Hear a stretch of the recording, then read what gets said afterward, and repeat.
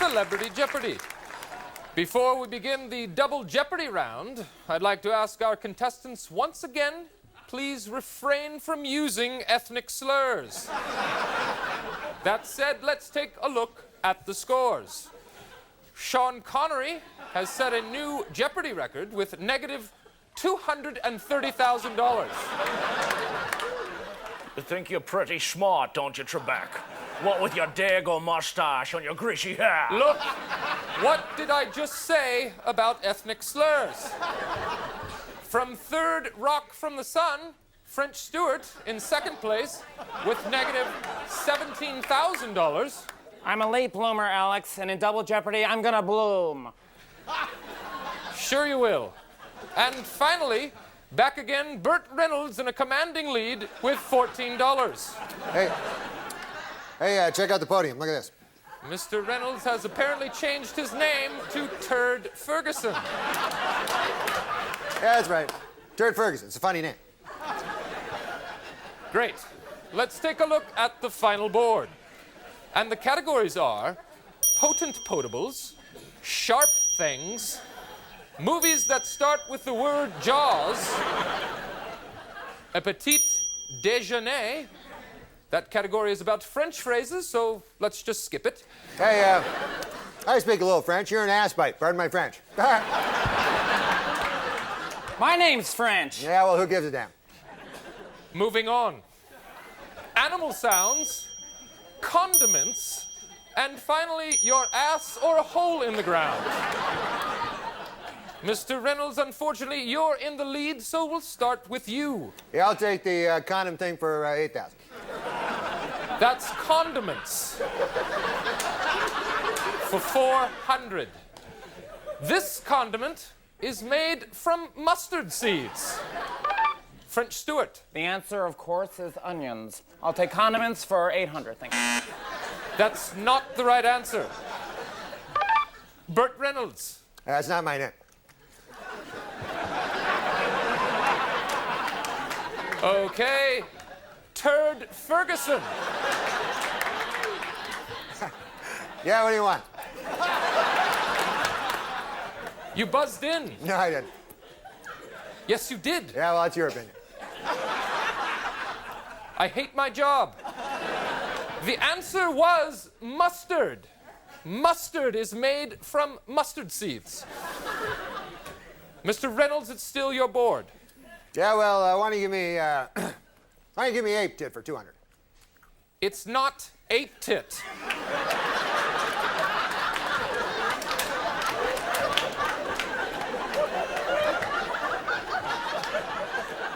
It's a petite, never mind. Let's just go to animal sounds for 600. This is the sound a doggy makes. Mr. Connery. Moo. No. Well, that's the sound your mother made last night.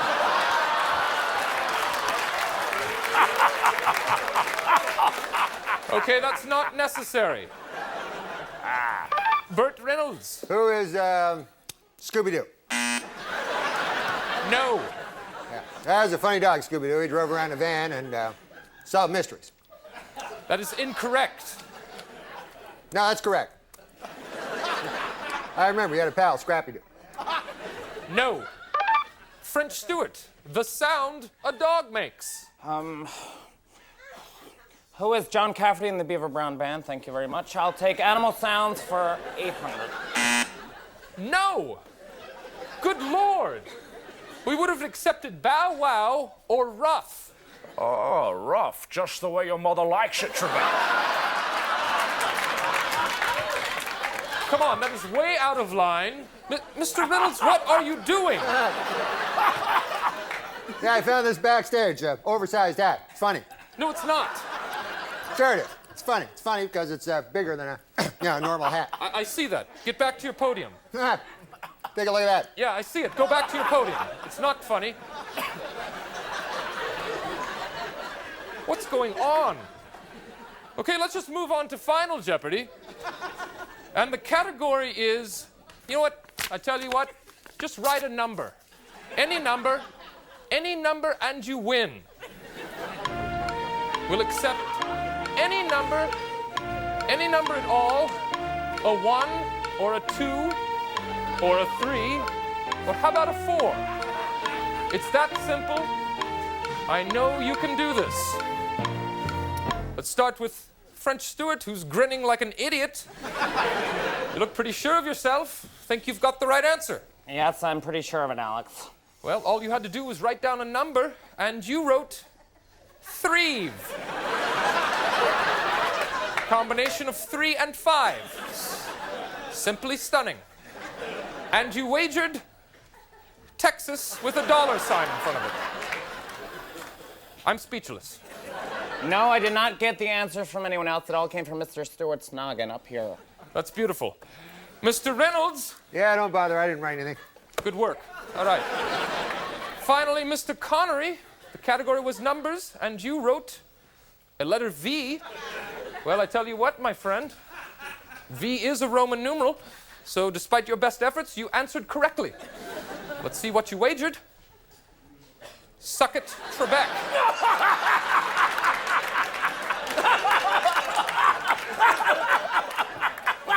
That's all the time we have. Good night. Would you get that off me?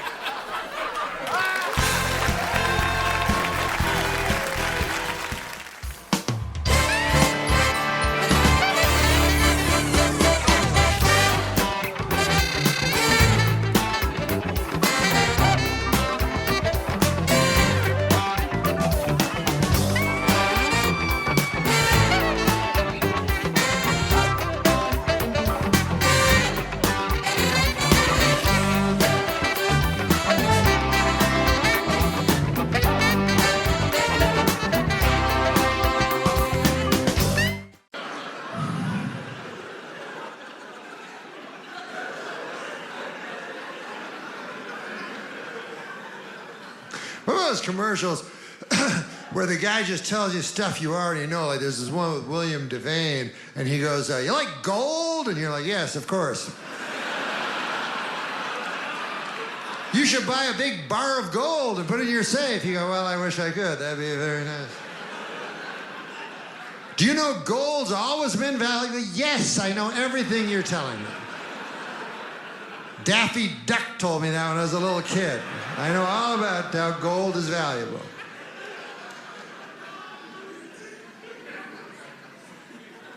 There's one that I don't understand, but it's called reverse mortgage. I never heard of one of these things. And it has a guy on it, and he goes, I'm a guy.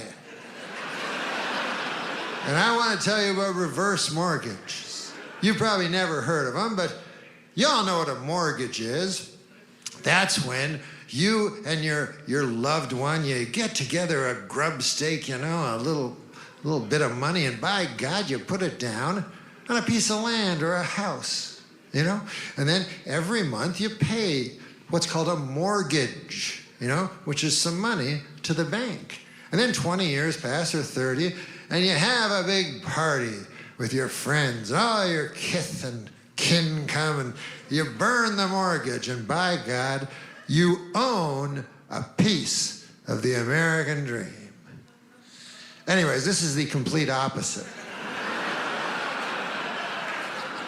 So, we'd be glad to send you some brochures. It's a picture of you with no shelter.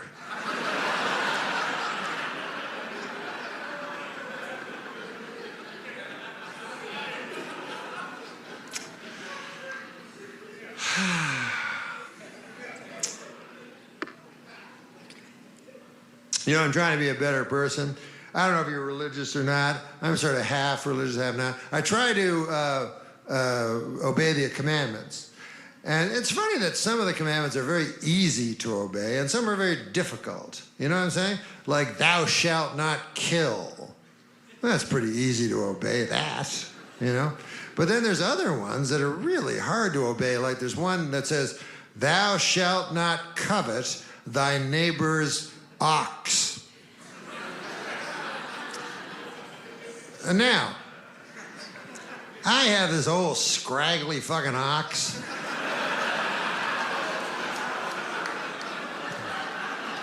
I bought them used. That was my first mistake. And the guy that sold it to me didn't tell me about all the fucking diseases this thing has. So he fucking wandered around. He can't pull anything.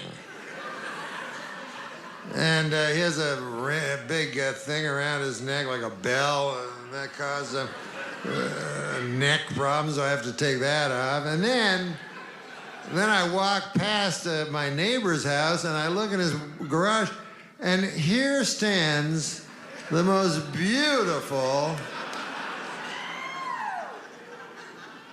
like blue-gray Belgian ox that I've ever laid eyes upon. And he's brushing his lustrous... And I'm not supposed to covet it.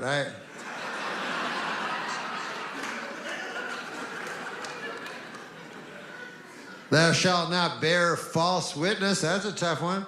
But it's good, not to lie. But it's very, very hard, not lying. Because you want people to like you, and you know what I mean? All kinds of reasons to lie. I thought of a way of not lying, and I'll share it with you if you like.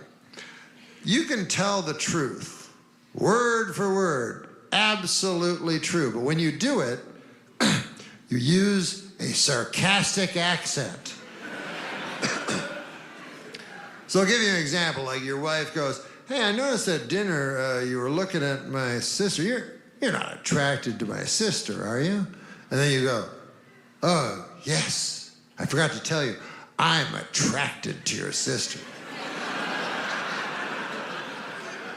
She's like, "All right, Henry, never mind."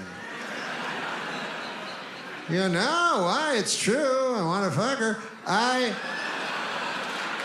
Hey, the only reason I married you is to fuck your sister, right?" She's like, "Nah, I shouldn't have brought it up." "No, why wouldn't you bring it up? I mean, you're the victim of this whole thing." I remember at the vows, I kept thinking, I am going to seduce every member of my wife's family. Regardless of gender, I'm gonna fuck all of them. Then afterwards, I'm gonna invite them over to the house and set it on fire, killing them all. And then I'm gonna move on to the next town where I do it again. And it's like, all right, Henry, we don't need to hear. You don't have to be like this. Why? What?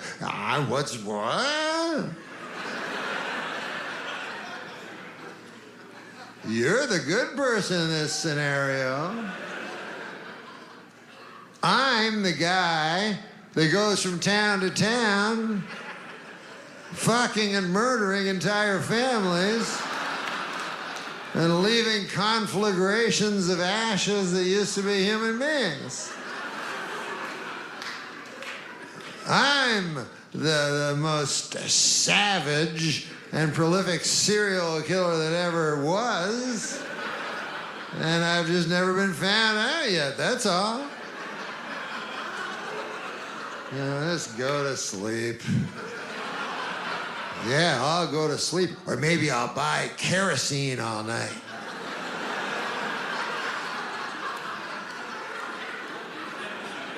So, that's just an example. You don't have to do that one. Just saying, that's all.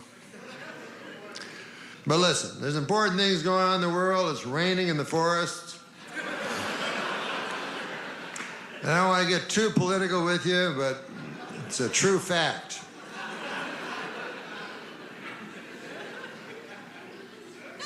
Now, I know science, and I would not be surprised at all if, like, 10 years from now, scientists went, God damn, it's good we burned down that motherfucking rainforest. Turned out that's where all the spiders and snakes lived and shit. That's what started that snake flu that nearly took everybody out. Nobody knows nothing.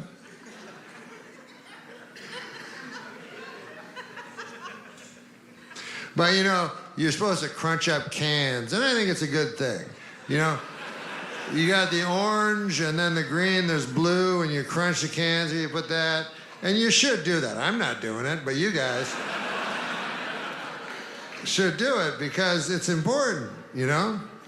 It's always supposed to be for the people from the future. That's how they try to trick you, you know? They always go, the children are the future, which is true. But they said that when I was a child. Then I grew up, I was like, here I am. And they're like, now it's the other kids. I go, well, you fucking... I had a feeling there was something here.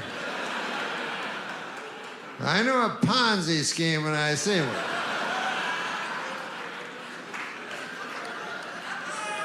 Now it's the other children.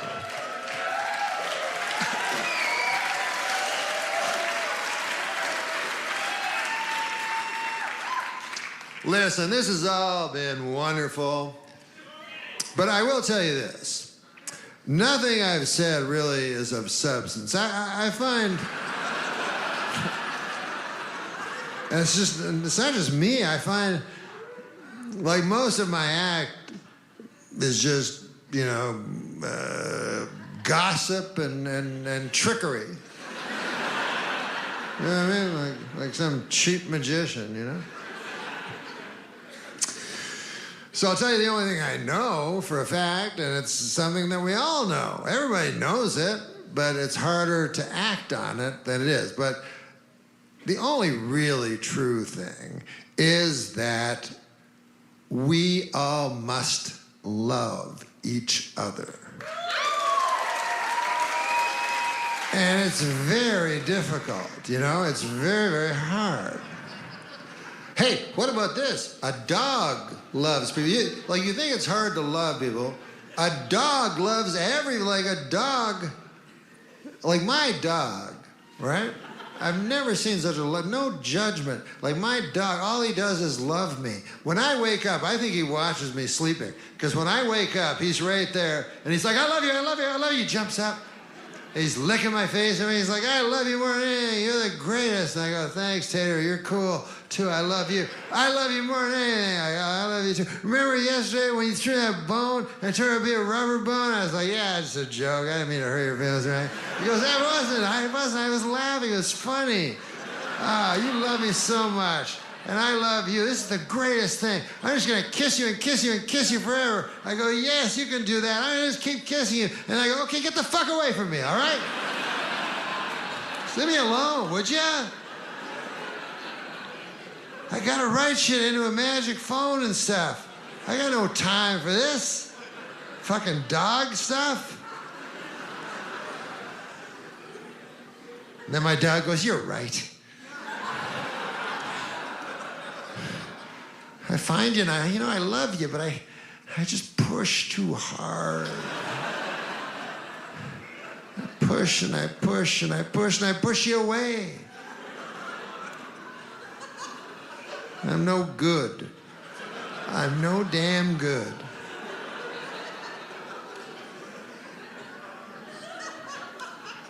But what say I just stood here and stared at you completely quietly until finally you looked at me again with some look of love, and then I jump up and love you again. And you go, yes, that would be fine. Do that.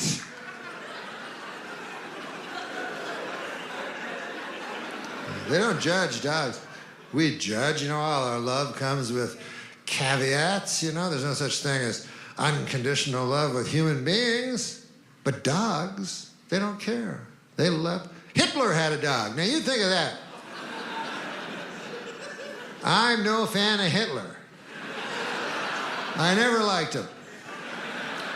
I didn't like him before it was cool not to like him.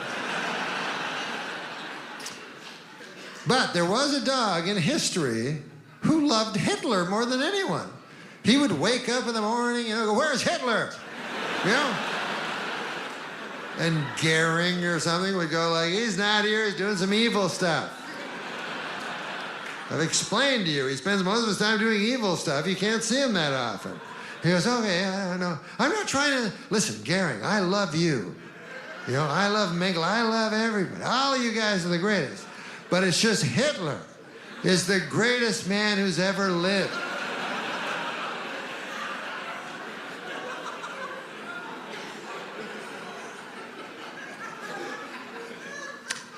This is why we ask that you don't use recording devices.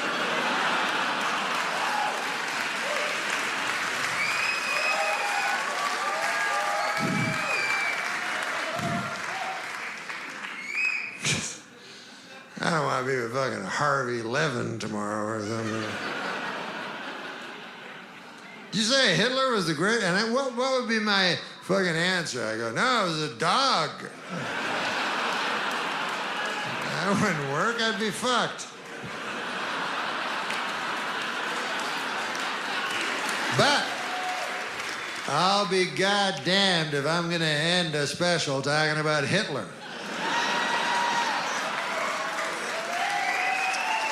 Yeah, that's what I'm going to do. And a special. I'm going to call my special Hitler's Dog. I was pretending to be asleep, but I wasn't.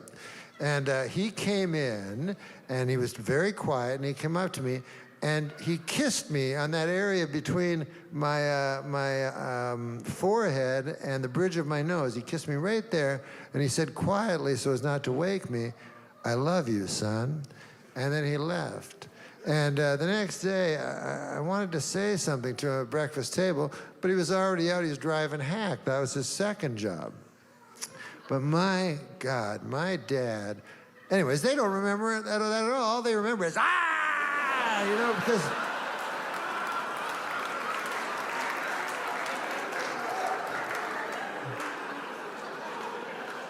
unfortunately, that's the way human beings are.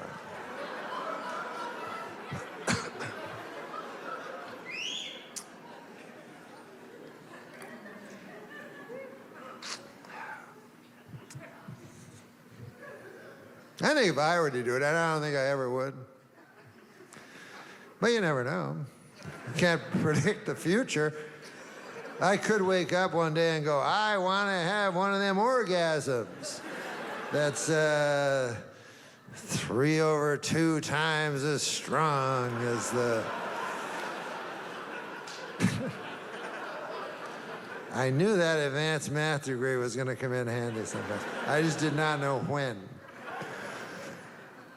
This is what I would do if it ever happened to me. I would disguise it so it looked like an actual suicide. Because then, when I was found, my son wouldn't go, ah!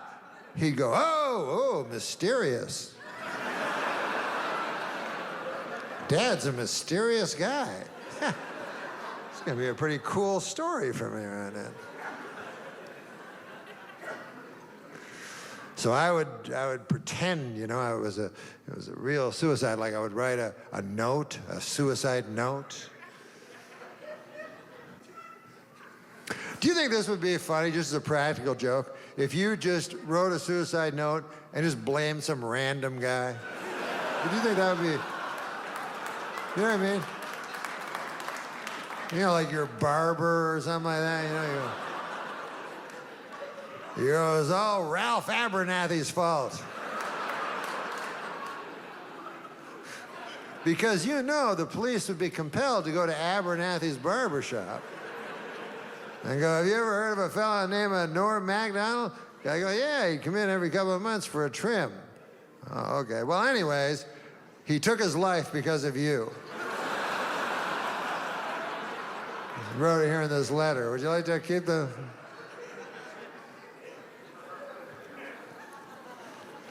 And then Ralph Abernathy would have to spend the rest of his life walking down.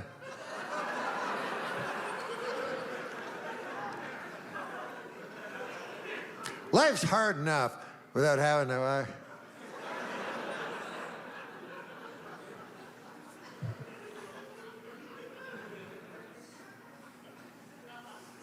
That's not a good practical joke. I should never have framed that as a good practical joke because it's probably the worst practical joke.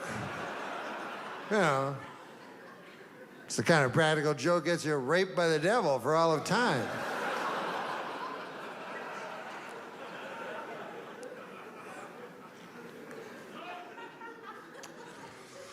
I came here from Las Vegas, Nevada, and when I was on the air, where do airplanes go from? Airports.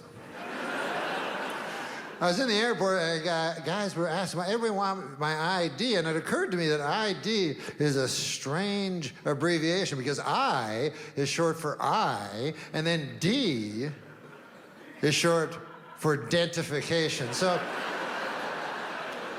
seems to me D is doing most of the legwork on that one. But Vegas was cool. They have a motto in Vegas. They got their own slogan for the city. It says, "What happens in Vegas stays in Vegas," which is not true. You know, you can't kill a guy and then just leave, you know? They'll follow you. They'll find you. They'll bring you back and they'll try you in front of a jury of your peers. So I thought, well, what does it mean anyways? You know, and I ruminated about it. Days and days and nights. Sleepless weeks became sleepless more weeks. And finally, it occurred to me. It was so simple. It was right in front of my face the entire time. Whatever happens in Vegas stays in Vegas. All it really means is you can go to Vegas, you can have sex with a prostitute, and she will not tell your wife. They're very discreet, the Las Vegas prostitutes. You know? Not like these gossipy small town whores back where you live, you know? These fucking blabbermouths down at the beauty parlor with that pale blue thing over their head, whatever the fuck that is. Going, "You're Marge Majerison, John Neal's wife?" Well, by God, I took a shit on him last night. In exchange for cash. Nice fella.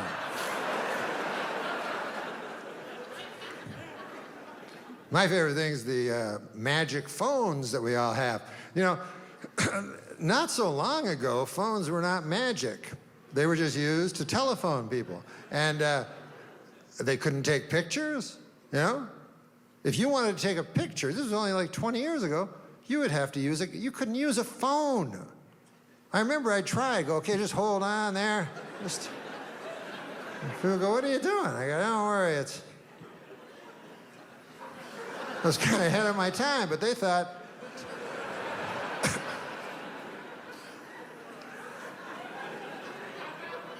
no, you had to use a camera, and then you would put film in the camera, and then you would go to a photo mat. It was wonderful, and you'd give it to this old man, and he'd go behind some beads and stuff, you know? And then you go, "When am I gonna see them pictures?" And you go, and then you go, "I'll phone you every couple of weeks. How'd that be?" And then one day you got the news. Your pictures were ready. And so you brought your whole family and you all showed up. And you got that envelope. It was wonderful. And you opened that seal, you know. And then there were the pictures, a whole handful. Like you go, "Hey, look at this. It's a picture of Aunt Ida, but her eyes are red like the devil." Maybe Aunt Ida's the devil. "Hey, look at this. It's a picture of my dog, but I put a hat and glasses on it so it looked like a person." Still looks kind of like a dog a little bit. "Hey, look, it's a picture of you, but look at your jacket and your hair. Ah!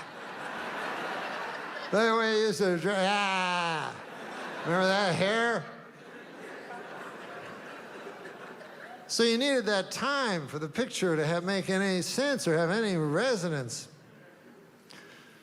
You know, nowadays you go, "Hey, would you like to see a picture of you standing right where you are 1 second ago?" I got one here. Your hair is identical. Guess it would be, huh?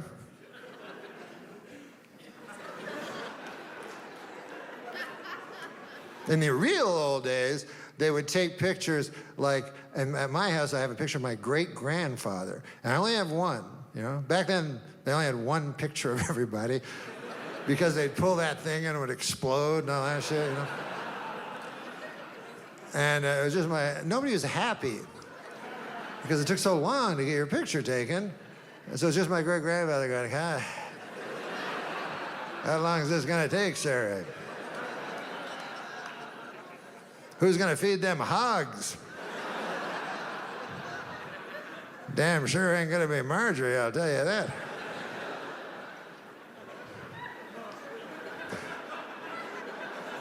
You know what else I like about the magic phone? Wikipedia. Oh, you ever use that? That's the best, man.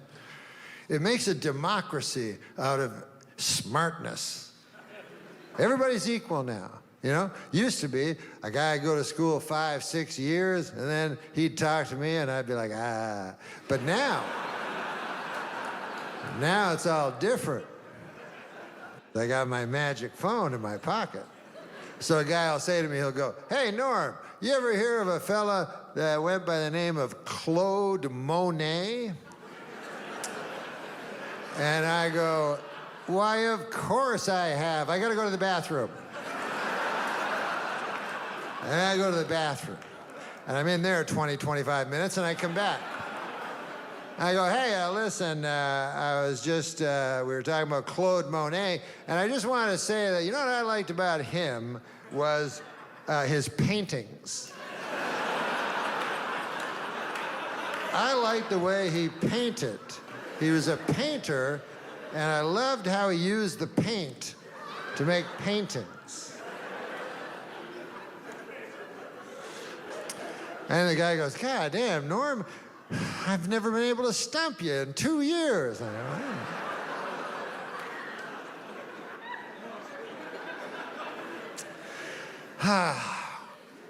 go, But I looked on because I like learning on my Wikipedia, and I looked because I was wondering about fame, the nature of fame, because it's changed so much, you know? And when I was young, it was one thing, and now it's a whole different thing.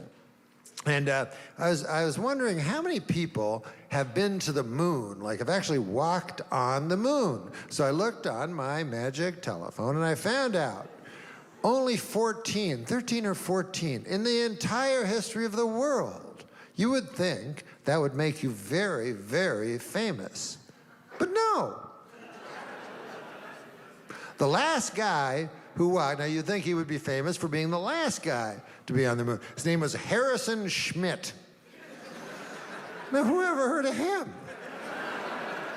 Meanwhile, he goes all the way to the moon, hangs around there for a while, and comes back. He's not famous, but a girl with a giant ass is famous. Now, when I was young, a man who went to the moon was famous. And a lady with a giant ass, you'd go, can you stand over there? Because this is...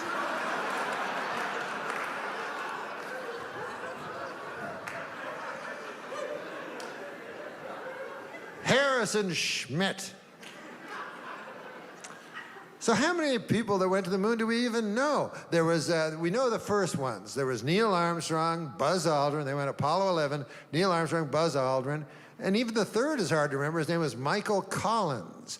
And Michael Collins, in one of the just most unfair jokes, I don't know what it was, he got to go all the way to the moon, but not go on the moon.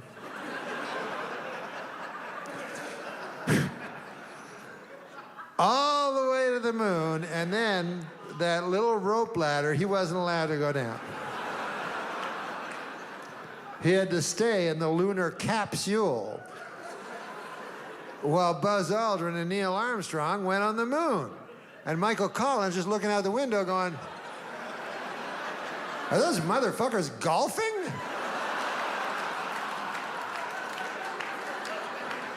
Good God, they're golfing. Wait a minute, they got a dune buggy now. I was only allowed to bring so much, and they brought dune buggies. This is I have to keep up a good face, I guess.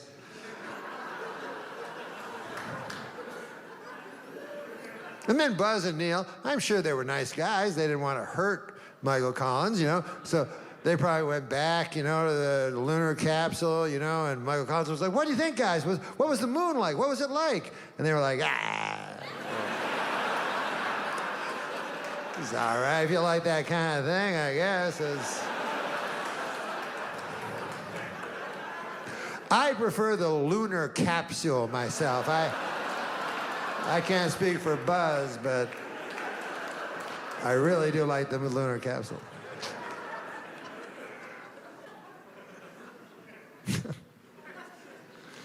Because that's what you do. Most of your life is mundane. So I had to write a book, right? So it was a book about my life. So they said, just write about your life. So I said, oh, thank you, yeah. Yeah, it turned out to be the greatest comic novel ever written, but when it started, it was supposed to be a memoir, a autobiography. So it makes you think about, well, what is my life? So I started thinking about it, right? So I said, okay, I wake up in the morning and I eat some Count Chocula.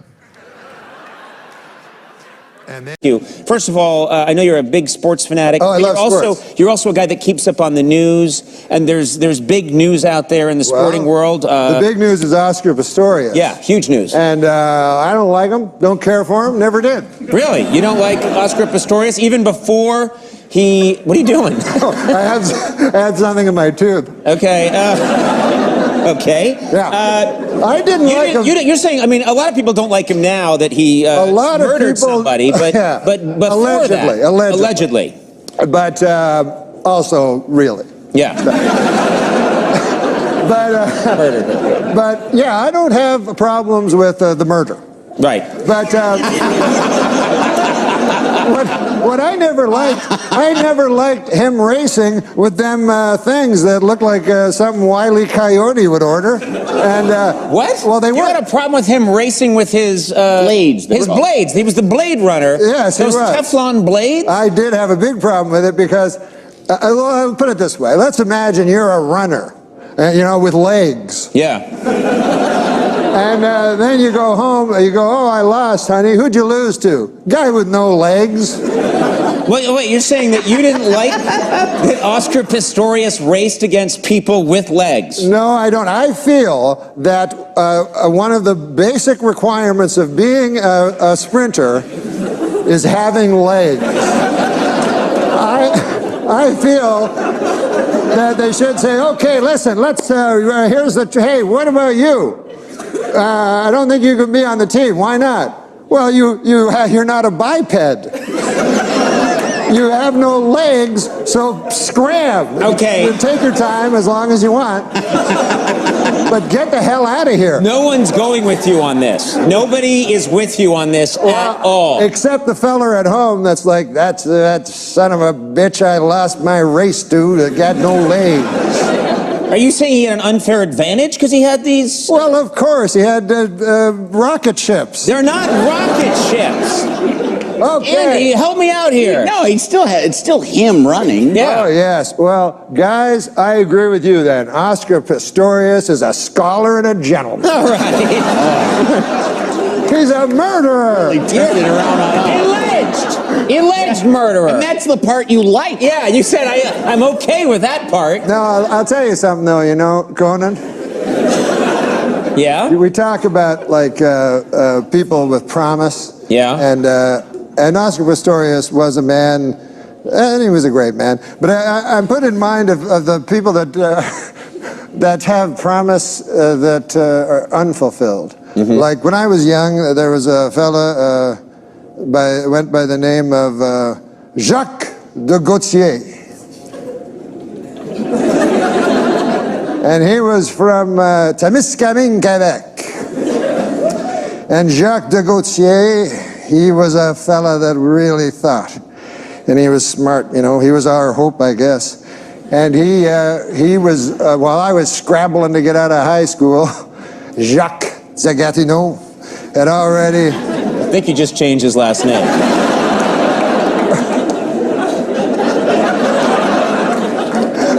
Well, you know, a man grows.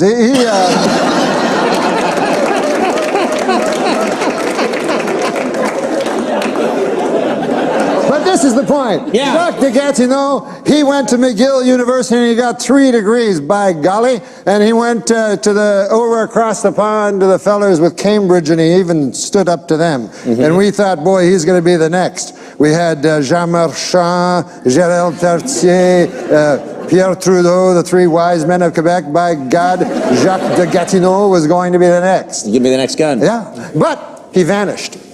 And I met him, I started to do stand-up and travel from here to there and to here again. And one time I was in Niagara Falls, and by gosh, I went over to the SeaWorld there. You know how they have the SeaWorld? You know, with the different fish. You know.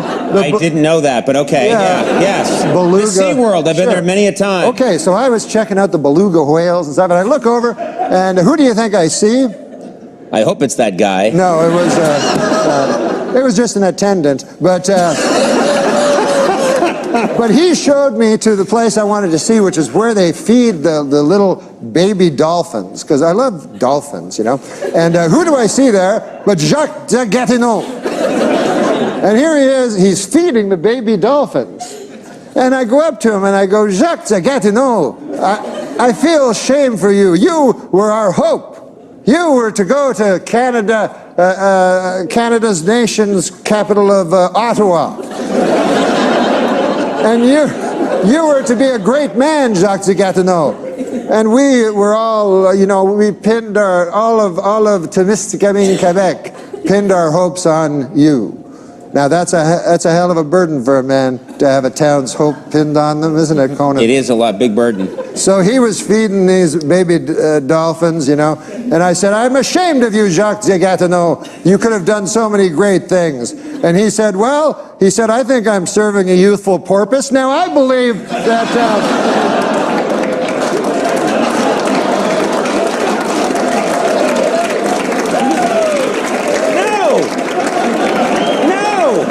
I knew that was going to happen. I knew that was going to happen. You don't encourage that. It's like That was a 40-minute story. it's like somebody. Youthful porpoise? Youthful porpoise. Yes. Not porpoise. I don't know. Good God. I know. That was way out of line. No, that was where. Who are you to somebody criticize Oscar Pistorius? It's like somebody saying, I got to show you something. They take on a 4-mile hike to show you a dog turd.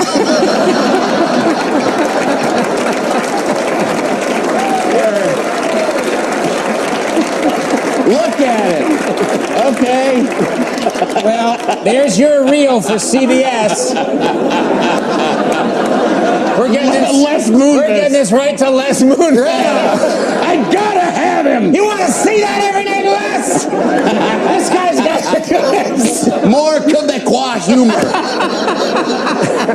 I love you. I really do. You know that, right? I know it, man. You're a great man.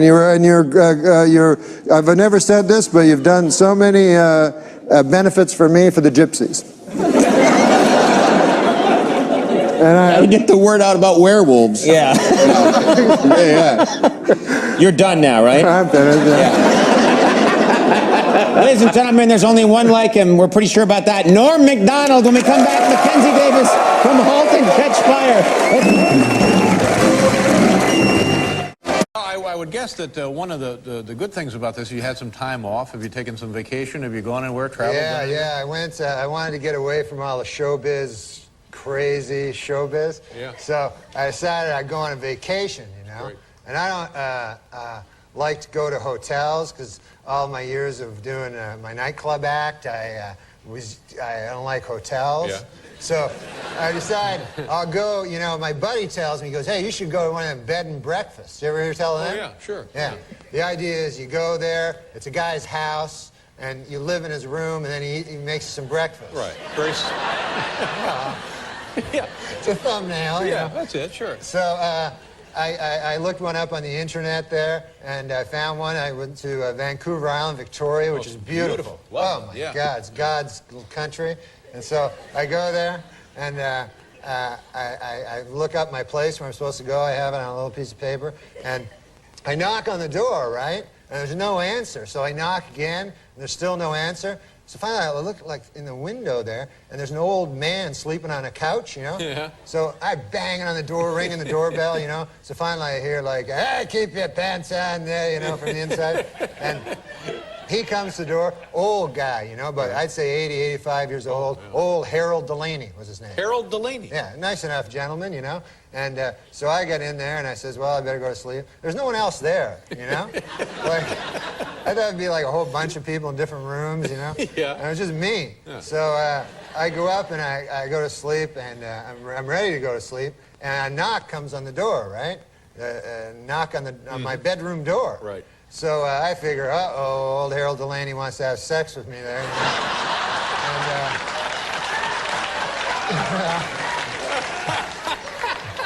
That's the first thought that went through your mind, huh? Well, I'm a young fella. These days, anything not a goes. bad-looking guy, sure, yeah. I'm not a...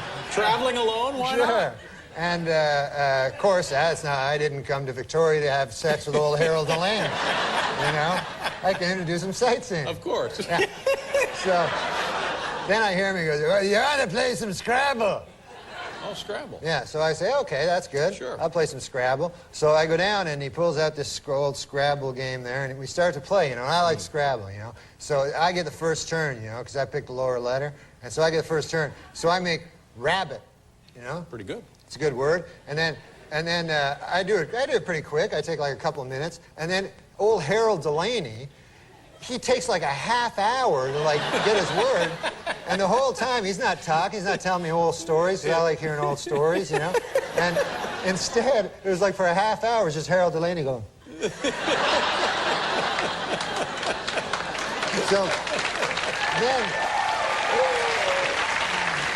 So then after a half an hour of that, you know, I'm just sitting there, he comes up with his word, it's hat. That's his word, yeah.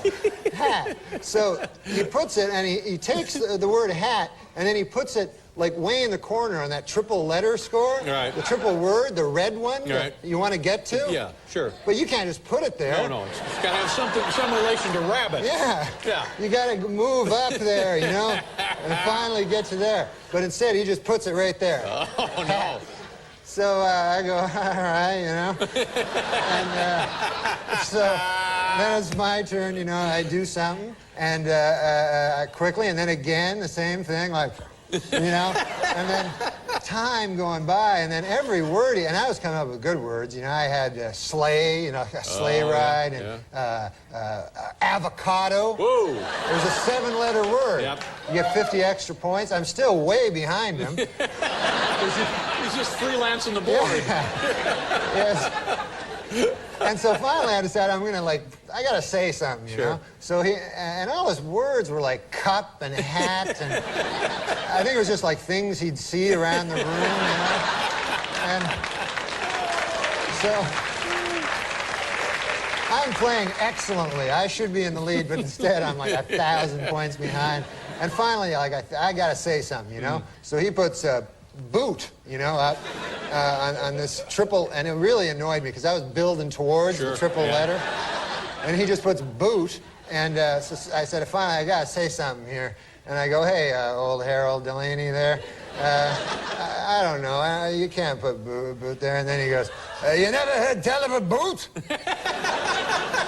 So I go, no, I know what a boot is. I'm just saying. He goes, if a fella goes out there, has to wear a boot. So I go, no, I know what I made avocado. I know a boot. You know?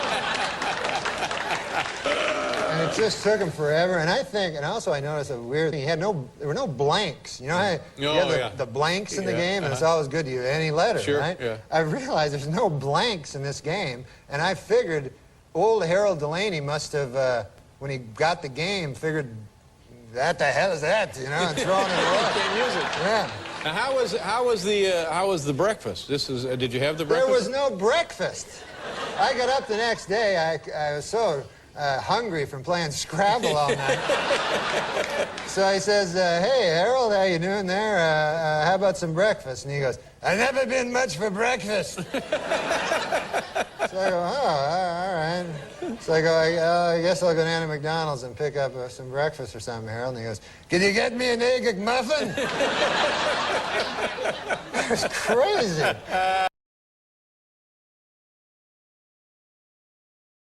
In 2016, I made a recording of Norm MacDonald. I didn't really understand it at the time, but when I heard he died just a few years later, I went back and listened to it again.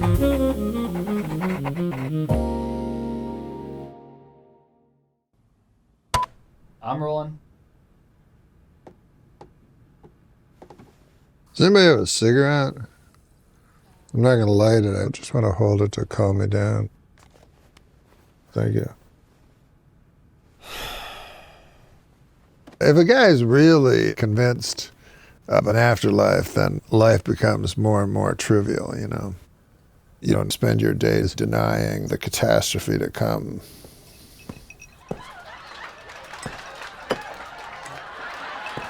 When I was just starting out in comedy, I met a guy named Sam Kinison.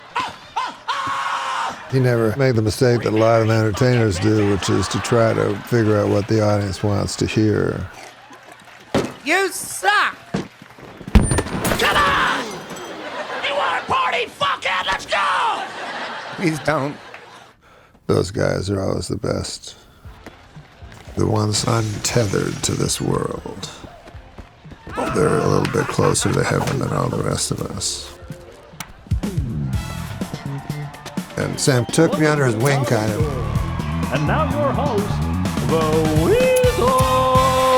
Hey, boys. Let's get this party started. Kinison told me there's two ways to write a joke.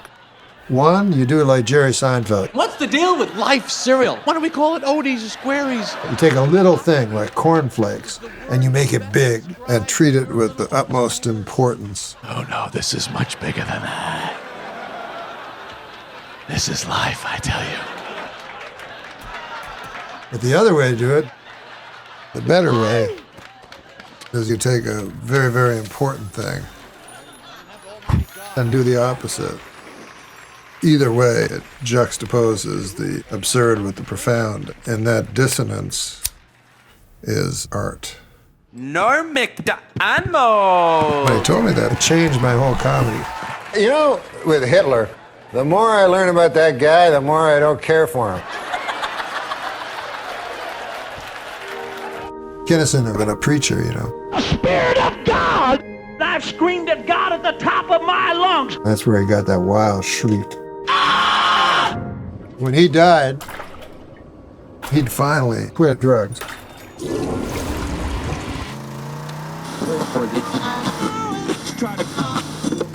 got hit head on.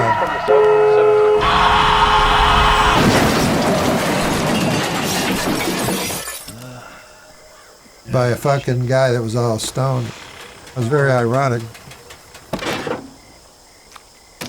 He got out of the car, he walked around.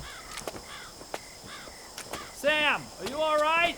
And he said to his friend Carl LeBeau, he goes, I'm fine, I'm fine.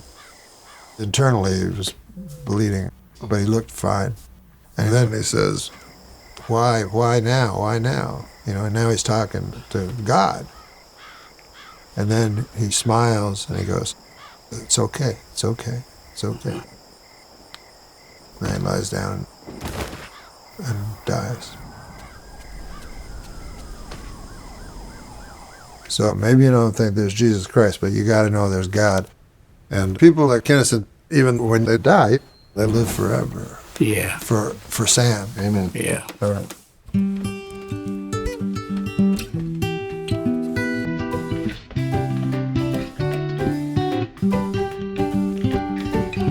I'm gonna live forever. I'm gonna cross that river. I'm gonna catch the river.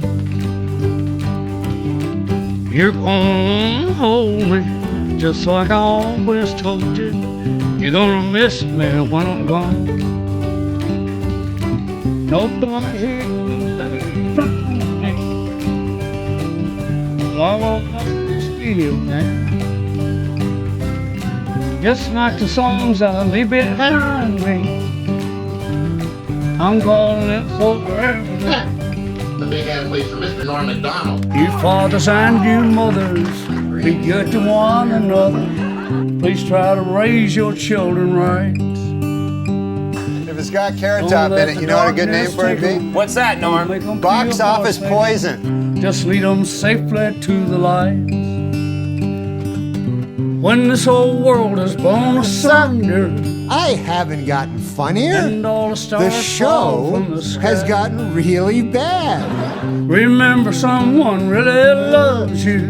Clinton, he murdered a guy. Yeah, you know, you're not allowed, but I know I thought it was a matter of record. Shut up! I'm gonna live forever. I'm gonna cross that river.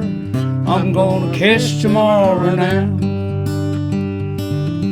I'm gonna live forever. I'm gonna cross that river. I'm gonna catch tomorrow now. And that's the way it is, folks. Good night and good luck. Yeah, baby.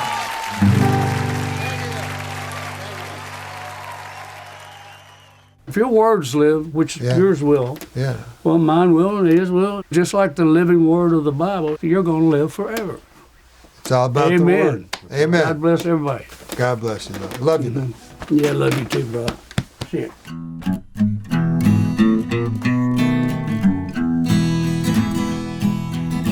I'm just an old chunk of coal, but I'm gonna be a diamond someday. I'm just an old chunk of coal now, Lord, but I'm gonna be a diamond someday.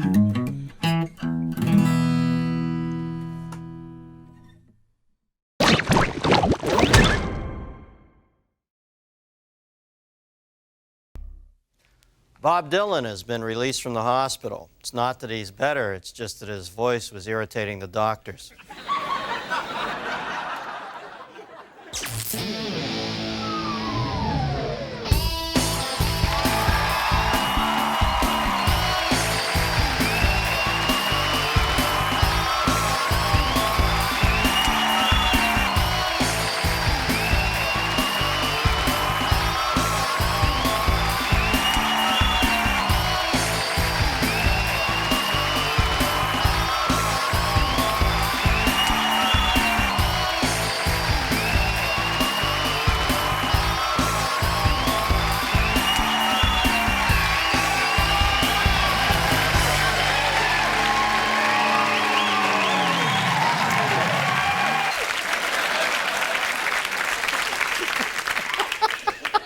Sorry, I had to give one of my writers the finger. Well, good evening. Welcome to my world of illusion. Let's see what's new in the world this week. President Clinton delivered the commencement speech at West Point last weekend. Even though he never served in the military, the president was welcomed by the cadets because of his expertise in other areas crucial to military service, like sexual harassment. And a lawyer for Paula Jones says he may bring up President Clinton's sexual history if it helps her lawsuit against him, and might even call on Hillary Clinton to testify. Hillary? Why would they have to go that far back into his sexual history? Meanwhile, Robert Bennett, President Clinton's attorney, said this week that his client will never, ever say he's sorry to Paula Jones. Bennett said, Bill Clinton has a huge schlong. There's absolutely nothing to apologize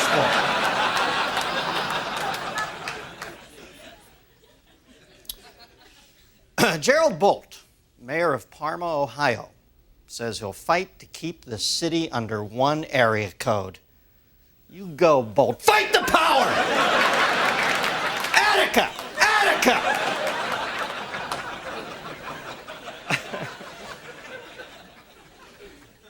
Fargo, North Dakota's Catholic Diocese has obtained a record 12 priests this year, ordained a record 12 priests, 5 more priests than the Diocese of Los Angeles. And if that's not amazing enough, you know old Arnie Bjornsson has the Exxon station next to the Dairy Queen down there on Route 7? It's Cowhead twins. Sorry, somehow I got on the mailing list for the Fargo Penny Saver.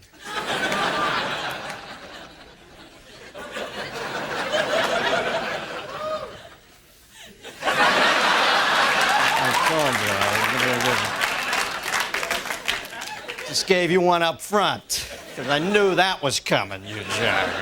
Send me out here with that piece of shit.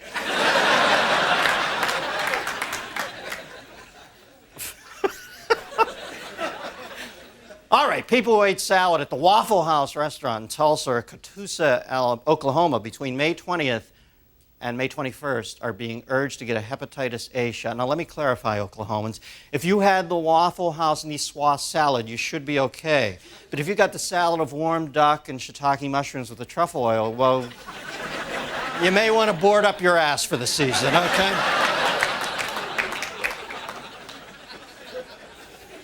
The bad news, Neil Young had to postpone his European tour after slicing the top off of one of his fingers, cutting a ham and cheese sandwich. The good news, he's written an 11-minute song about it.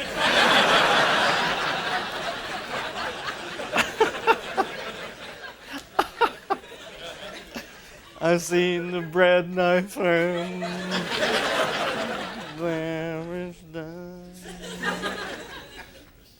South Carolina has begun a statewide alligator count.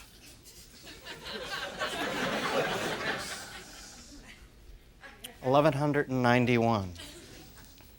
I don't know, my family drove past a car wreck with Indians once, and I've had this amazing gator power ever since. Oh, wait. One just died in Florida. 21-and-a-half-year-old named Chompy. He was hit by a golf cart. He will be missed.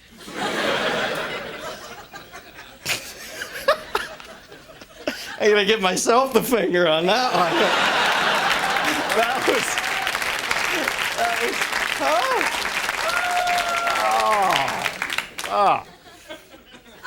I so misread this audience. You're crocodile people. You're obviously croc people. Donovan Bailey won the 150-meter match race against Michael Johnson earlier this week with a time of 15 seconds to claim the title of the world's fastest man, a claim being disputed by my wife.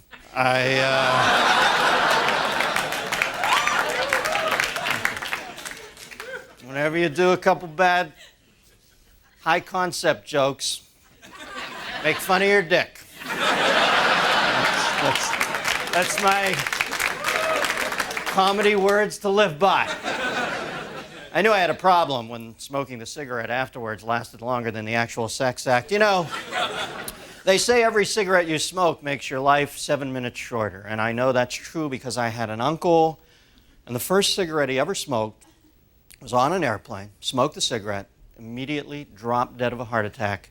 7 minutes later, the plane crashed into a mountain. Now,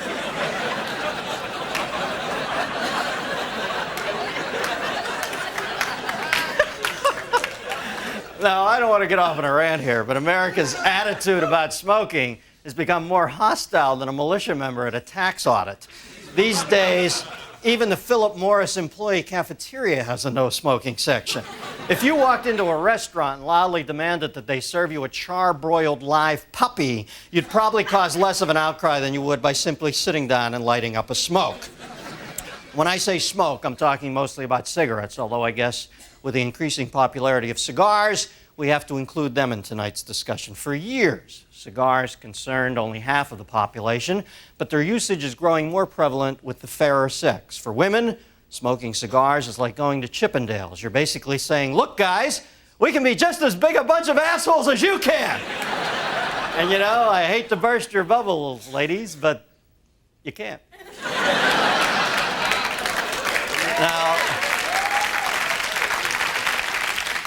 Now, it's been proven that tobacco company executives' sworn congressional testimony concerning the addictive powers of nicotine had all the sincerity of Johnny Cochran's tie rack, but who can possibly be shocked by this?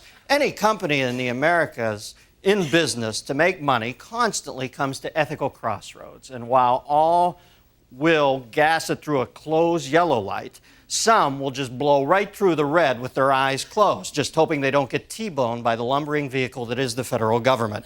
Tobacco companies will stop at nothing to win the smoking wars. Now their scientists are saying some of the smoking research data is no longer valid because contemporary mores now dictate that the rats have to step outside their mazes to have the smoke. But don't blame the tobacco makers. Don't blame the cigarette makers. Tobacco companies are being sued way too much. I admit they're evil poison mongers who give other evil poison mongers a bad name. Yes, they lie about the addictive nature of their products and they get rich doing it. But come on, tell the truth. We all knew they were lying all along. If you're saying you didn't know cigarettes were bad for you, you're lying through the hole in your trachea. Of course. Of course it causes lung cancer. Of course it causes emphysema. It's fucking smoke! Would you build a campfire every hour and stand real close and take deep breaths? How could you not know smoking is bad for you? Is having teeth the color of caramel corn normal?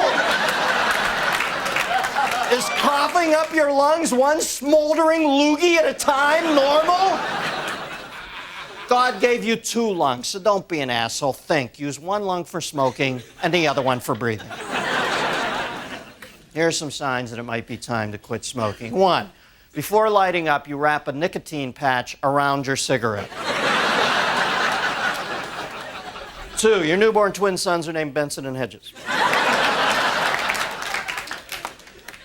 3, you name each cigarette and have a personal conversation with it while you smoke. 4, you're at Arlington Cemetery paying your respects to JFK and you lean over and light one up off the eternal flame.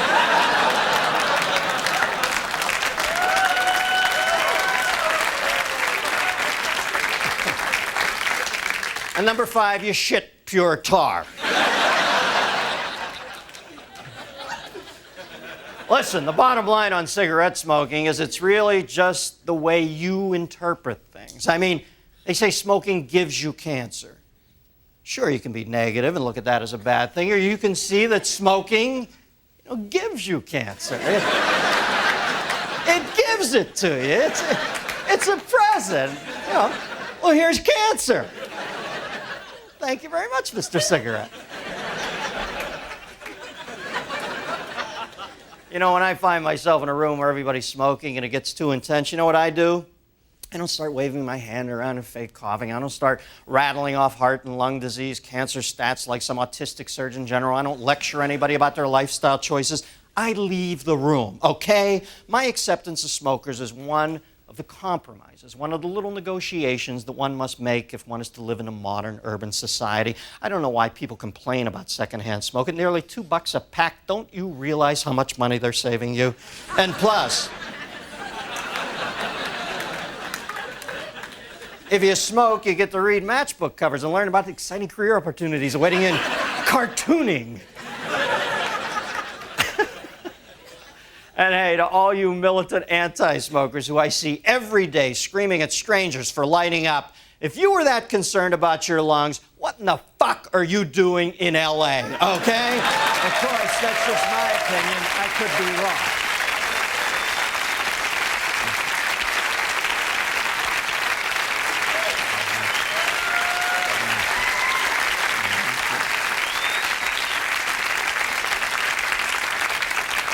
I want to know what you think, America. Give me a call at 1-800-522-8673. I guess the most apt description of tonight's guest is that he currently performs my old job, towel boy at Plato's Retreat. No, actually, he's... He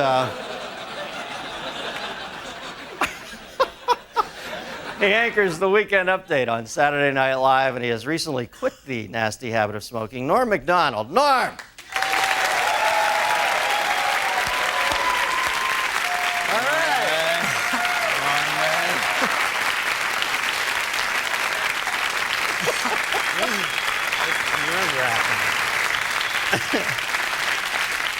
Now, you're a young iconoclast, Norm. The kids, they get you. What? I was going to wear a suit, and I don't need to. I like this old D.B. Cooper look for you, man. This is... Now, is he the guy that jumped out of the plane? No. He's married to Alice Cooper. Now, the thing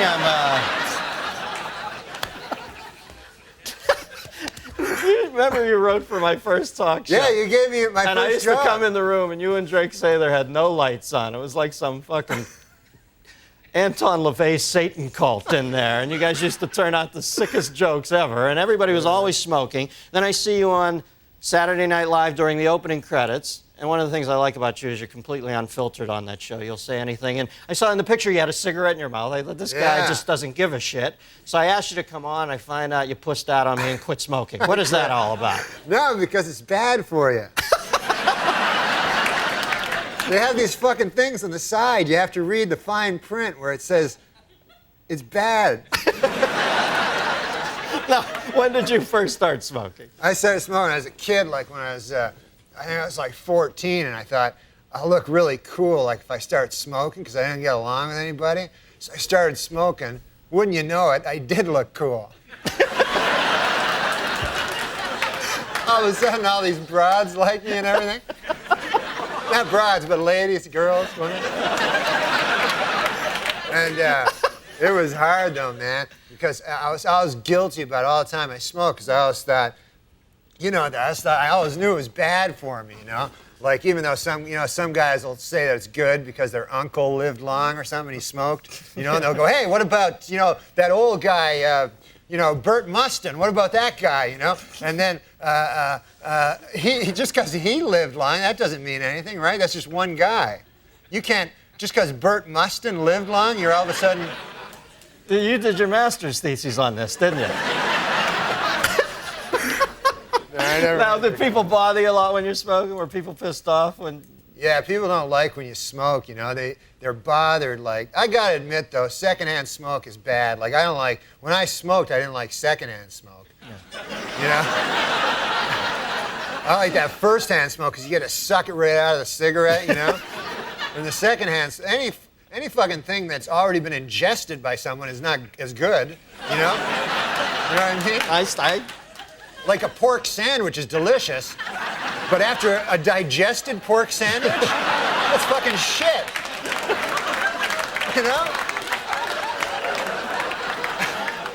You can't fight that logic, Norman. You cannot. Do you think advertising brings kids to smoking? There's a lot of fight with the Joe Camel thing. Do you think they really? Yeah, definitely. They got it. Because the thing is this. The advertisers, they got to go after kids because they're not going to get adults. Like, there's not going to be a 50-year-old guy going, hey, I should start smoking. That goddamn Camel. Look at him. They got to get little children. Joe Camel. Yeah. That's a frightening-looking beast. He looks like a cock. I read that. Yeah. I didn't make this up. And I know you don't mind first-hand cock, but... You don't know that. Don't say that. I know how this stuff happens, man. Because a buddy of mine worked on Saturday Night Live, and he said he was a fag once, as a joke. And then he said everybody comes up to him and saying, are you a fag? Gay man, I mean? Show about smoking. They thought you meant the British word for cigarette. All right. Exactly. Can I bum a fag? That's what they say in England. Where else? All right. The thing about Joe Camel looking like a cock, Dennis. I lost my train of thought. Thanks for bringing me back. This is what I've noticed. He doesn't even look like a fucking camel. He looks so much like a cock. Because you know how it's usually subliminal? Yeah. Where you have to find the cock, right? This character, you have to find the goddamn camel.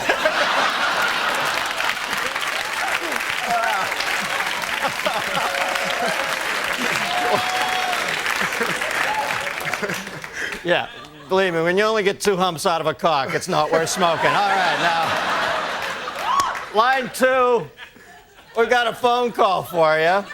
Although I can't believe they'd still be on the line after this departure. Line 2, we've got Beverly from Middletown, Ohio. Beverly?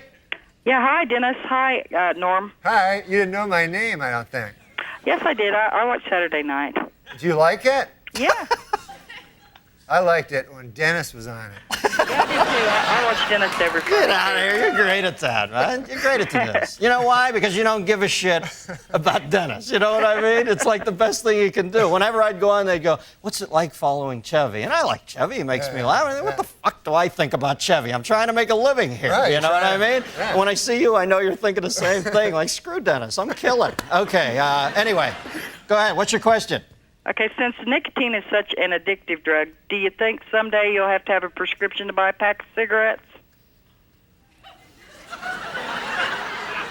Well, you know, they always bring up the Constitution and talk about how we should still have the right to a militia and all that. But let's face facts, this country was built on tobacco growers. So, you know, if you're going to start changing, if you're not going to change one thing because it comes from way back then, you can't change this either. There are farmers out there who make a living. Tobacco is one of the crops that got this country going. So, no, I don't think they'll ever make it illegal. Yeah, no, they shouldn't make it illegal. I know. I think Norm's backing me up on that. What motivated you to quit? Well, I guess I read this thing about how it was like a phallic symbol, and that my doctor went in. He said, you probably have an oral fixation, which you know what that means. Let's not kid ourselves, right? So that's why I always smoke like cigarettes instead of cigars, because if I'm gonna have I like a little white thin cock, you know? Are we back to cocks again?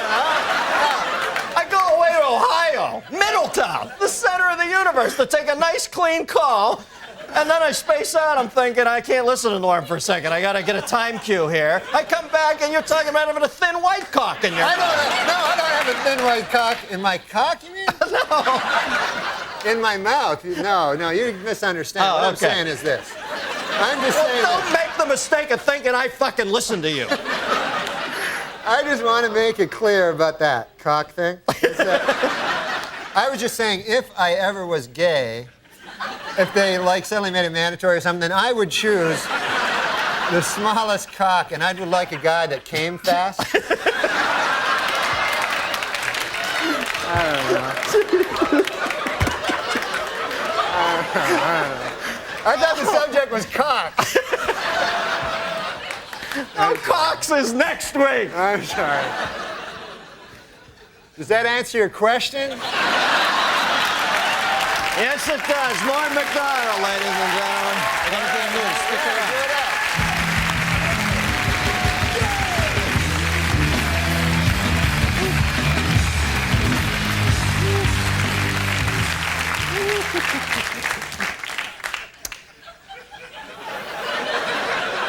I thought I was beyond blushing. All right, let's go. Mr. President, it's me, Janet Reno. Why are you staring at me like that? Sir, snap out of it. Sir.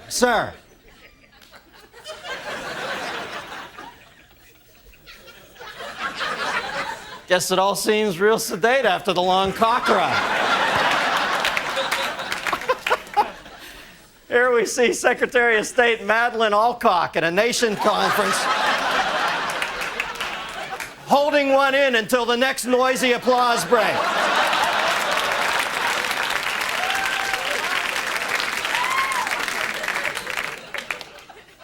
The Intercockinal Impressionist Championship had come down to a face-off between San Francisco Mayor Willie Koch and his Popeye the Sailor Man and Senator Dianne Feinstein's Jay Leno.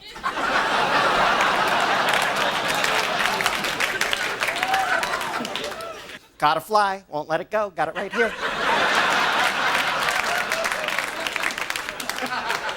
Sometimes the Pope will stop in the middle of a mass and remember the joke about the nun and sexy Shlomo, the traveling rabbi. Here, an extremely hungover Boris Yeltsin tells his interpreter to keep his goddamn voice down. If I may give you a piece of advice, my son, you never call a girl the day after a date. Wait at least a week, then call.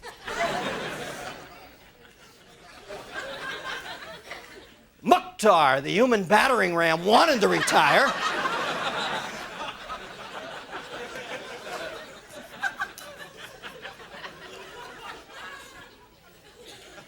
After dropping off her children at daycare, as Fatima hurried from her Die American Dogs rally to the mandatory attendance public execution, she wondered if her hectic, fast-track modern lifestyle was really worth all the compromises.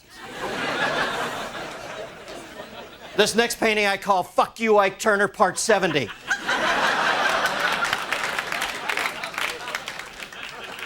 Driven by artistic inspiration, the sculptor forgets that the whole project started when he playfully covered his wife with sand. And this is all that would be left of a typical Englishman after a nuclear explosion.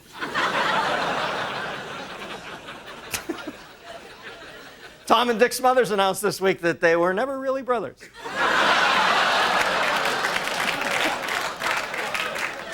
Snort it, smoke it, shoot it, eat it. I guess the answer's 4. Any other questions?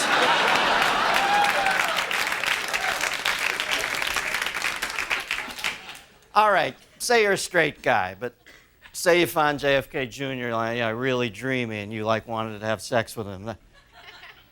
That would make you gay, would it?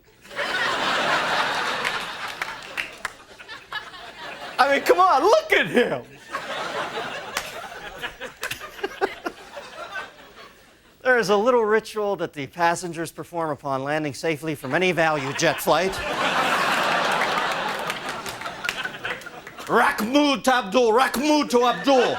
Doesn't that cloud look like a fluffy little kitten? Over.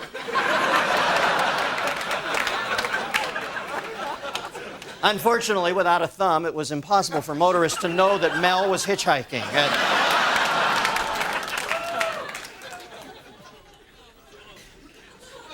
Timmy always had nightmares after spending the day with Grandpa.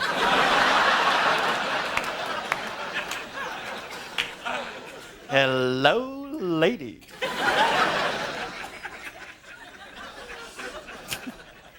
Now, you put a dog in this thing, it comes out a cat. I don't know how the fuck it happens, but it does. All right. Where's my goddamn Leonard Skinner tape? Christ, this is pissing me off.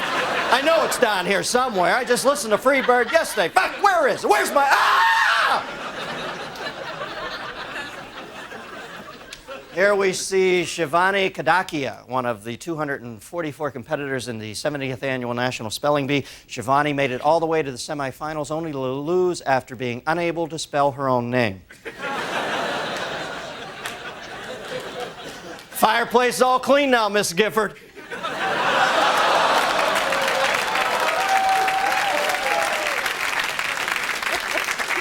Yeah, like that's the big trouble in her life right now. Okay.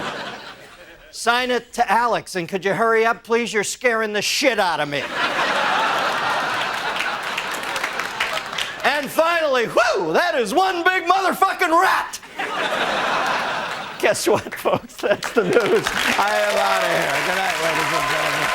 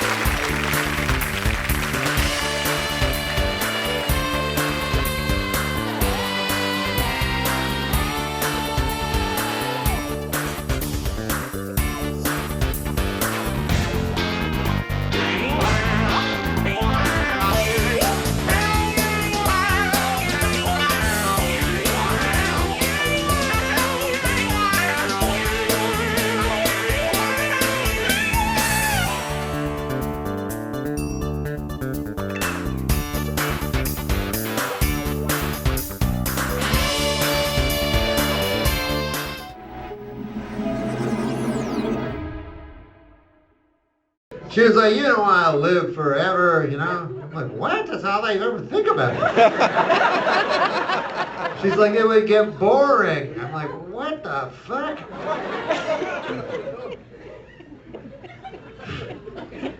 Yes, experiencing everything you could ever possibly experience. How boring would that be? Doing and thinking everything that you could imagine, or even not imagine. Oh, what a honor that would be. Not like my mother's idea of lying in a box underneath the earth. That never gets old.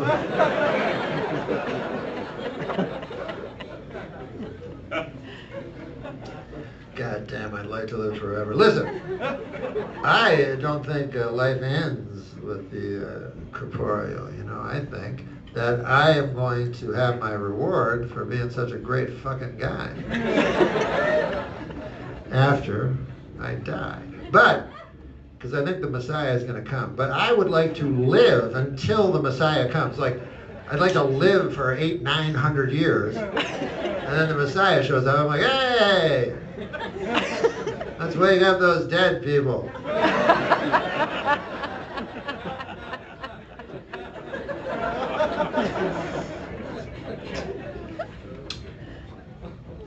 Yeah, I believe.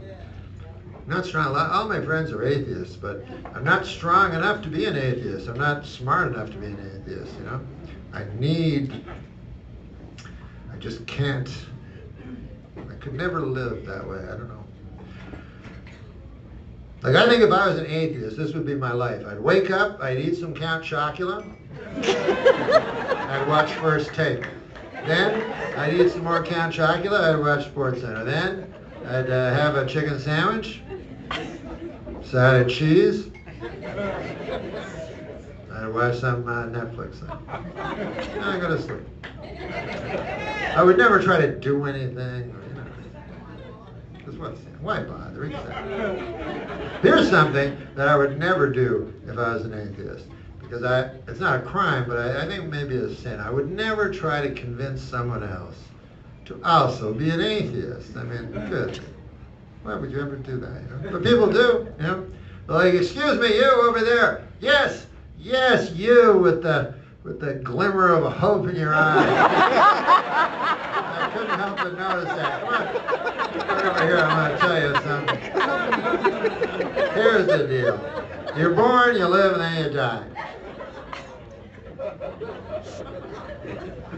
You want to come over to my place? We talk about it all fucking day long. That's all we talk about.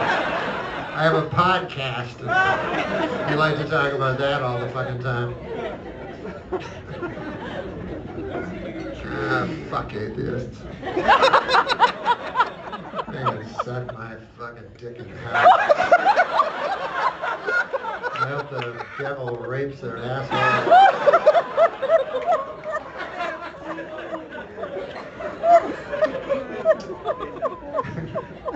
That's not the most Christian thing.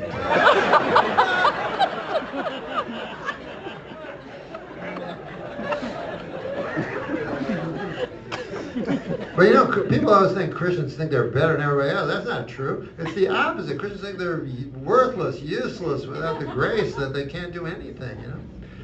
And it's true. Like, look at me, right? I try my best to be a Christian, and yet I eat apples. You know what I mean? Like, page one. It's page one. Worst thing you can do.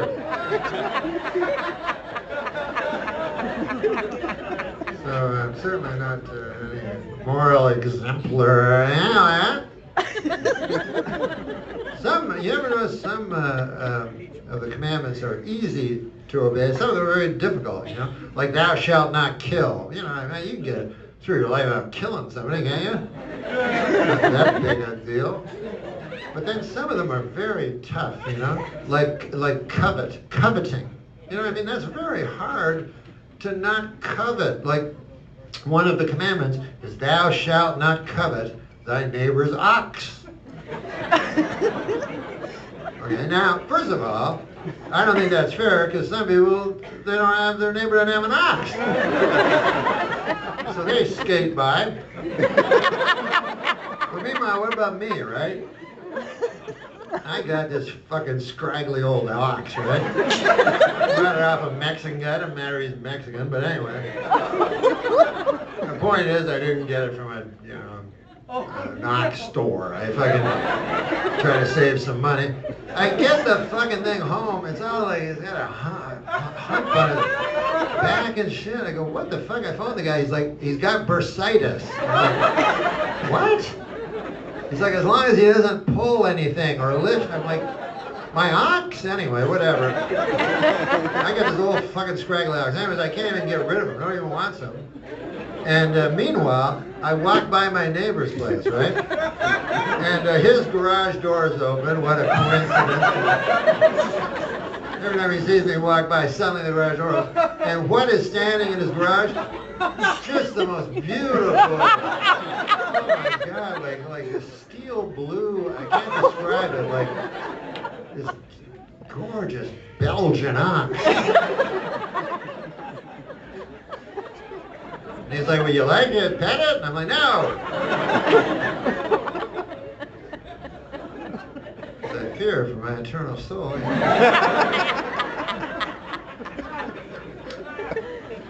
Now listen, you do what you can, you know what I mean? But everybody knows there's a God, you know. Even atheists know there's a God. That's the funny part, you know what I mean? Like imagine, they always go like, what about fucking unicorns and Santa Claus and shit. But they don't argue about that all fucking day.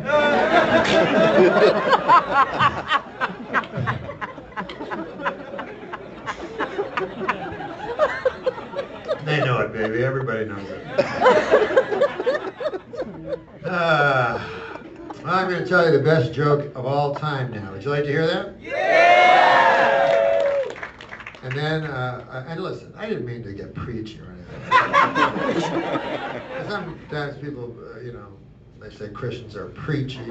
I am not at all. The only thing I say is, you can't get into heaven without Jesus Christ. So if you consider that preachy, then...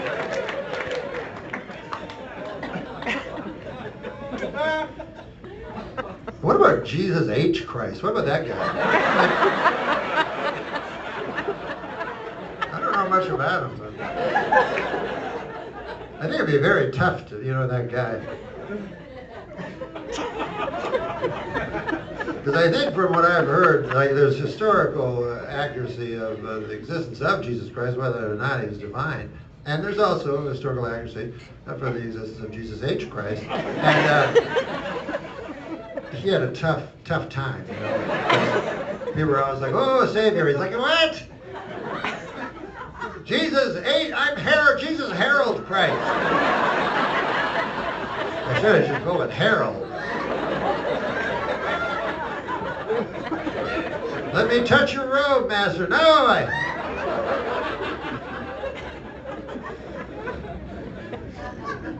Here's some lepers want to touch you. No! No! I think that's how Jesus H. Christ finally met his demise. A bunch of lepers touched him.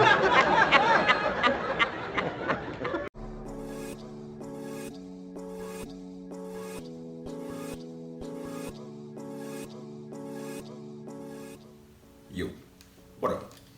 All right, Norm MacDonald, bro. Okay. Norm MacDonald. Norm MacDonald, man. Yeah, man. He's been around a long time. Definitely. Yeah, he has. He really has, bro. Saturday Night Live. Yeah, Weekend Update. Classic. All the characters he played on Saturday Night Live. Ridiculous. Stupid, man. Stupid funny. Yeah, it's classic, man. All the movies. Yeah. Oh, yeah. You know what I mean? Dirty Work. Yeah, man. Classic.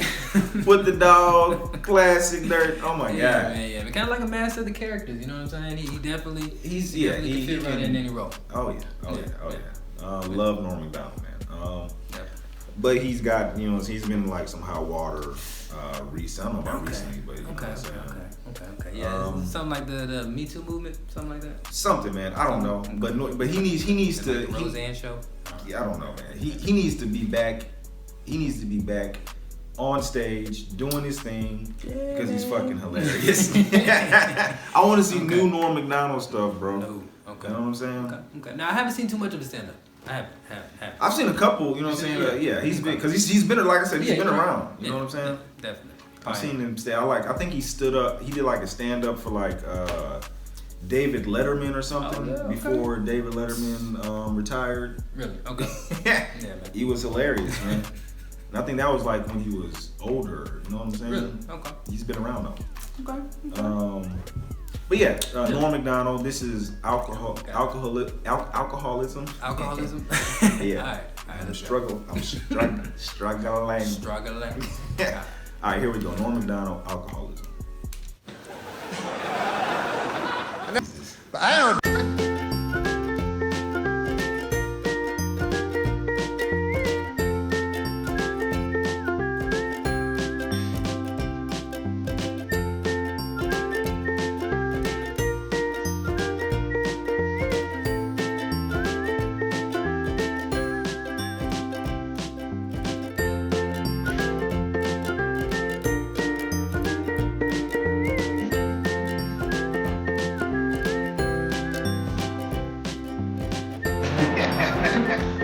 Can't drink.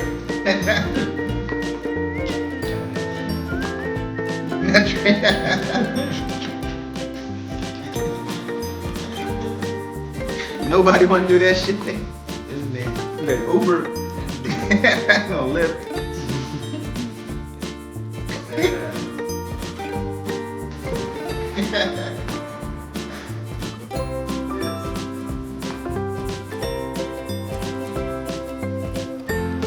That sucks.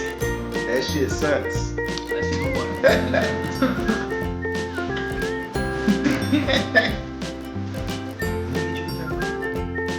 That's why Uber and Lyft was invented. Because the designated driver became extinct.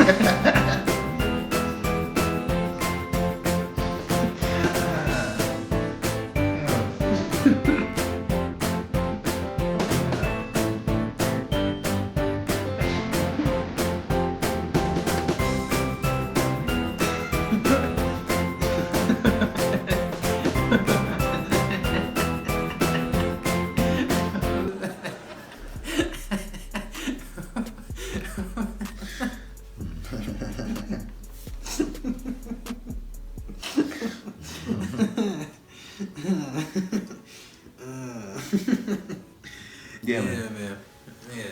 Yeah. Norm MacDonald. He said dead cold sober. Oh man, yeah. Man. Alcohol is like the elixir, bro. Like it solves most problems. Yeah, it can, man. It can. It suppresses them. Yeah. Man, you know, especially. You know, just put them away for a later time. If you don't come back and handle those things, like, you know what I mean, straight up, you gotta handle them. You can suppress things for a while, but they will eventually rear. You know what I'm saying? They ugly head. They will. They will, man. Nah. And then Alcohol Anonymous. First name and then last, or the first letter of the last name, and you can say anything, bro. They say all kind of shit. You killed the baby. To my hands were bloody, and that was just wrong. Can't say nothing. That was just wrong. It's anonymous. Yeah, man. Yeah. I don't think, you know what I'm saying. I've never like as far as like drinking, I don't think I've ever been like blacked out drunk, bro. Yeah, like blacked to where you just don't. Well, I mean, blacked out. There's so many levels. Like you, like blacked out somewhere is something different. Blacked out drinking at the house. Well, blacked out, that's falling asleep. You know I fell asleep at the house. Like I've gotten drunk and fell asleep on the couch. You mostly get the spins or something. You lay down in bed. But I haven't like went to a bar and drank and then like woke up in the bathroom or some shit. Yeah, exactly. You know, so that's just me. You know what I'm saying? That's happened to you? No. It's never happened to me. Never happened to me. But you know, this happened to many people. I've seen that. Oh yeah, I know people that. I'm like, how the hell? I know the nigga that. You know what I'm saying? Like, he got so drunk, he was at a bar, and like, he fell forward and knocked out the front, his whole fronts, all his teeth. I guess it's just... That's drunk, bro. I don't want to get like that. Nah, man, nobody should be sloppy drunk like that. You should know your limits. And when you're like that, I guess you just don't know your limits. Or you just having that good of a time, it don't matter. Now, have you reached the stage of alcoholism? If you blacking out drunk multiple times? I would say yeah. I would say you probably. I mean, no. If you're not doing it, if you're doing it on purpose, then I mean maybe you don't have alcoholism. Maybe it's not a problem for you because you're doing it purposely. So I'm guessing you're doing it, picking the times and the places. You know everybody's doing it purposely. But if you're blacking out uncontrollably, then you may have a problem. You know what I'm saying? You probably have a problem. Yeah, you know what I mean? You get to check out. Alcoholism is very serious. Every weekend you blacking out because of alcohol. Yeah. You have a problem. That's a serious thing, man, and it's nothing to play around with. I like to drink. I like to drink. Seek help. But you know. But I just, I don't like to get sloppy. Get sloppy. And it's different, alcohol, you know what I'm saying? Like weed, it doesn't like, you know what I'm saying? It's not gonna like make you sloppy. Yeah. If you drink enough liquor, bro, you're gonna be. Yeah. I've seen. You know what I mean? Yeah. You know what I'm saying? So I mean, alcohol is legal, and when you can drink one beer, it can't be behind a car and you could crash. But you know what I mean? But it comes to tolerance levels, and as far as the weed goes, I mean, it really is the same thing almost. You know what I'm saying? Almost the same thing. I mean, I hear a lot of cases where people can drive and smoke. Alcohol's, you know what I'm saying? But that's not you know what I mean? But when you're drunk, I mean, it's different. Different people. Some people can take. You know what I'm saying? Have a high tolerance for alcohol. Yeah. Some people have a high tolerance for marijuana. Yeah. You know what I'm saying? And vice versa. You know, it is. You know what I'm saying? It's whichever one you choose. It's your decision. You know what I'm saying? Yeah, man. But yeah, I never got that alcohol anonymous. You know, just like he was saying, like you say your name. So is it? Well, you don't say your last name though. Well, it's not your last name. But I mean, and you really don't have to say. You can make up a name. I guess you could. I'm Christopher Columbus. Everybody should make up a name if they go there. I guarantee you, because then that would make it anonymous. Not just like you said. Yeah, 95% of the people would go up in there and make up a name. Yeah, I would. Now about to be. My name is I'm Jim Bob. Lil John. Little John. My name is I don't know. Michael Jordan. I'm not about to say. I'm about to say Frank up in Alcohol Anonymous. My name is Frankenstein. Okay, I'll say Frankenstein. Nah, I ain't saying Frankenstein. Yeah, man. They figured that shit. Use a fake name. But it's alcohol. But okay, it's not anonymous. Another question. Is alcoholism? Do you consider that like a real disease? Because I think he was basically saying in the beginning he was saying like he had a, well he I don't know if it was his uncle. Yeah. His uncle. Yeah, he was saying his Uncle Bert. Well, he called him his Uncle Bert. So yeah, Uncle Bert. Yeah, Uncle Bert. Uncle Bert that was sick and had some bowel cancer. Yeah. Like I mean that and he's comparing alcoholism to bowel cancer. To a cancer. I mean, alcoholism. I don't know. Like I don't know if it's actually it's not like a cancer because I don't think it just you can't. Alcoholism doesn't just form in the body. You know what I'm saying? Bowel cancer I think forms in the body. You know what I mean? So alcoholism. I mean, it's a serious thing. Once I guess you become to that stage. I think it's probably something in stages that you get to. I believe, yeah. You know what I mean? When you reach that stage. When you're dependent on it, you know what I'm saying? And then, but then it gets serious because, alcohol can shut down the liver, can, damage a lot of things in your body, so it can... I think when you get to that stage, I think it... Medically, I think it is a disease once you get to that stage, bro. Yeah. Once you get to the stage to where you have to drink it, you know what I'm saying? Yeah, definitely. It becomes a disease. And it takes over the body. Definitely. Not a laughing matter, but definitely. Alcoholism. Yep. But yeah, Norm Macdonald, man, he is. Want to see him more, man. Definitely, man. Definitely. Funny dude. Man. I want to see him more. Very funny. Very funny. If I could say one thing about the real heroes of the country, which I believe are the teachers,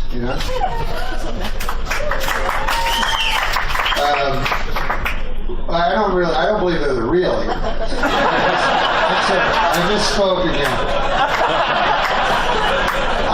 I think the real heroes are the real heroes.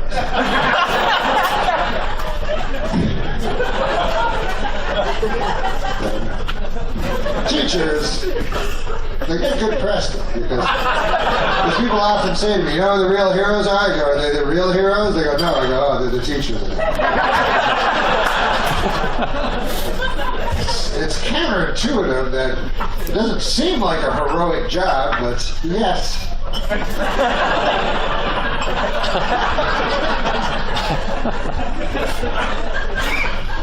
First of all, if you're a teacher, you get the same fucking vacations as a child. You get like 4 months a year off.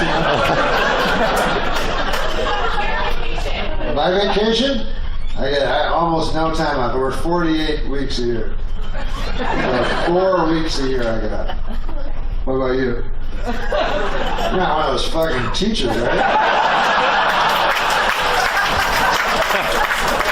You seem like a teacher.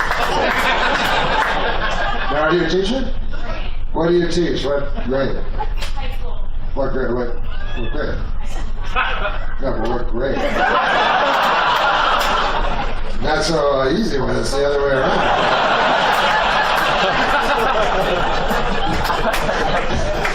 It's always easy to ask the questions. The real heroes are the fucking students.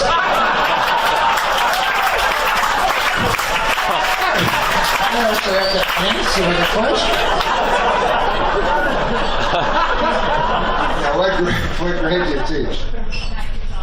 9 through 12. So you need a grade 13 education.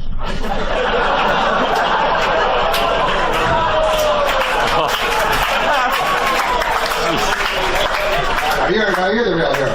No, you're the real hero. No, I'm just kidding. You're the real hero. Her husband's like, you're not the real hero. Shut the fuck up.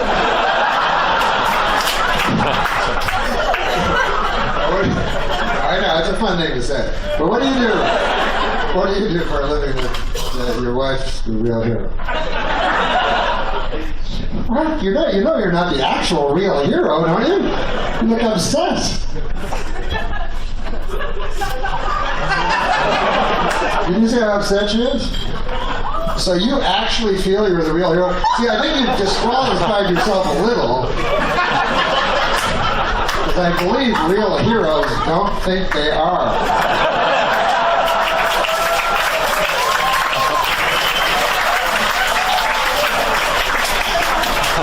Because when you hear the real heroes, they go, how the fuck did you run into that fucking fire and pull the guy out? You're a hero. And they go, no, it's the teachers. Not me. I'm a little scared now. I gotta go lie down. pulled the guy out of a fire.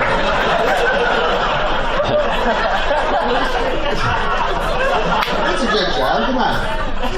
Everybody's shorter than you. Are you worth it? You have to do whatever the fuck you said. No, I'm sorry. What did you say? What? Oh.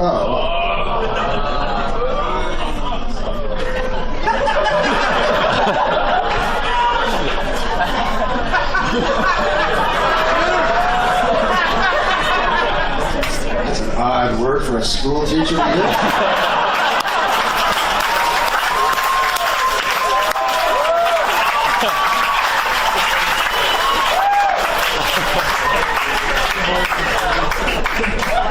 The people that were teaching our young children were bandying around words like retard. I'm just kidding. No, they do a lot of good. You know what I read, actually, though? A serious statistic. They actually fuck more students than...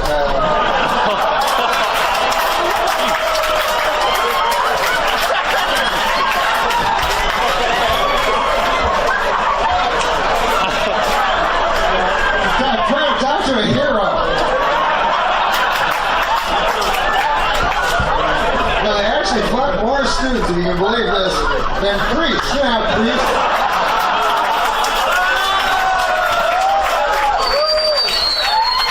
Nobody likes priests.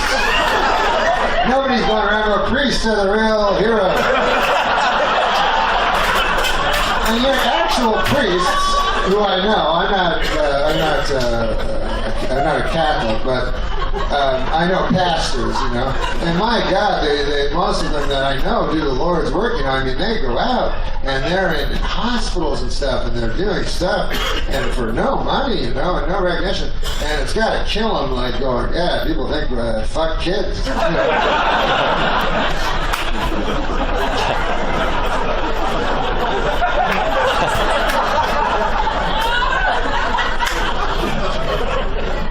Like, if I was a priest, man, I just let it be known. Like, I do a TV commercial. I go, hey, listen, I'm Father Norm here. Come on down to my church. I won't fuck your kid. I'll tell you that. That's the first thing, I promise you. I'll tell you a little something about myself. I'm Father Norm, as I've told you, and 20 years or so ago, I took a vow of chastity. Now, what that means is I cannot have sex with a lady, you know? Now, that's tough, because I like ladies, and especially the ones, you ever see those ones where they press their tits together, kind of, they got a little cleavage showing, but they look kind of hoary, but it looks like they don't know they're whores. Anyway, that's my type. Everybody has their own type. The point is, I don't even fuck them, let alone a child, for God's sake. Why would I want to fuck a child? So anyways, go down to Father Norm's. I will not fuck your kid.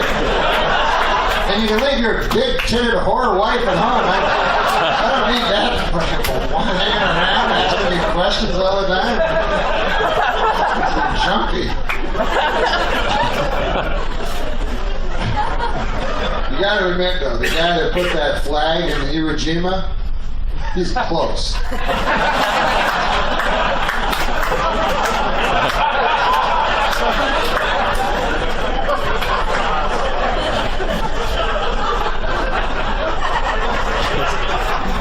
That went to the moon.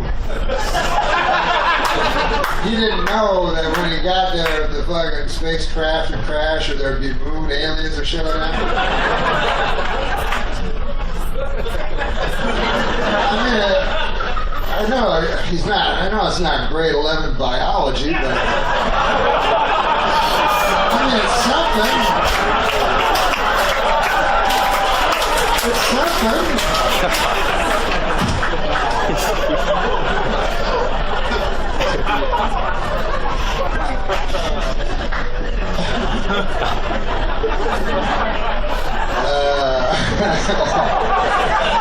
Imagine any fucking other fucking job, you know, you go, hey, I'm the civil servant, I'm a hero, you know, you're fucking retarded, but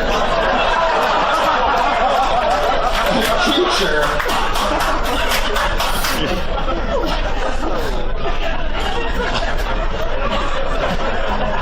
Memorize this shit. Back tomorrow, and then you gotta tell it to me. Remember everything I say, and then you repeat it to me. I got some problems for you. I know you're a child, and that you don't have any problems. That's the cool thing about being a child, but guess what? You fucking got some now. On account of I've got some heroic work to do for you. Sure, you're a nice lady. Very, very heroic. But, listen, guys.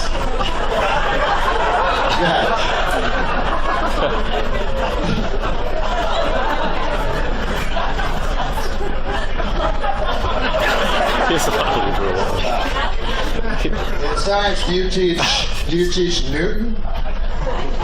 Isaac Newton? You know, what are you, retard? Isaac Newton? There's mind of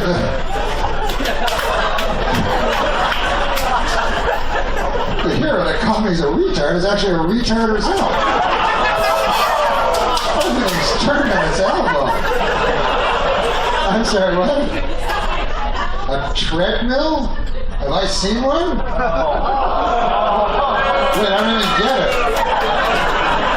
It's not good when people are groaning and I don't understand it. No, have I ever seen a treadmill? Yes, of course. You mean the things you walk on? Yeah, I've seen it millions of times.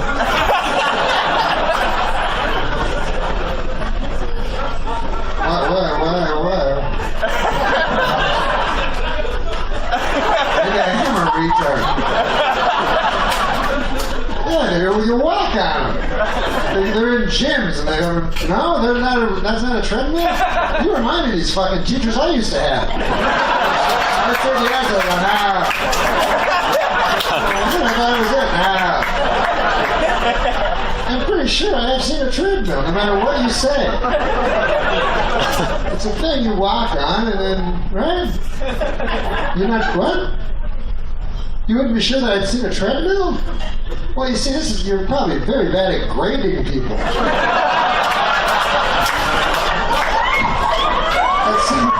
At some point when you ask a student a question, and they give you an answer, you have to take them on faith.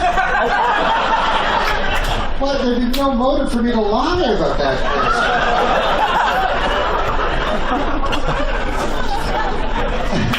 I've seen dozens, hundreds of them. I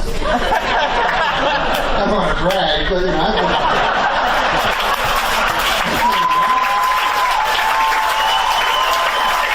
I've been around. I've seen fire, I've seen rain. I've seen treadmills, you wouldn't understand. Baby, I don't think I'll ever see you.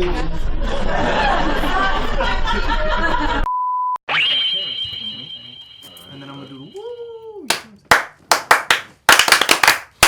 Yeah! Oh, loud. Yikes. Sorry. Yo, we're back.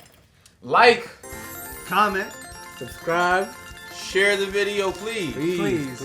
Tell them why, man. Because we also have other videos. Like our BTBs. And the Wasted Studio performances. And a few other things that you guys might like. So, check it out. We're just trying to get a new pair of shoes. You know what I'm saying? If you like these reaction videos, we got so much more. So let's see what we're getting into today. Oh, we got that man. A lot of y'all like the previous. You know what I'm saying? Yo, you know what? Let's just give a round of applause for Norm MacDonald.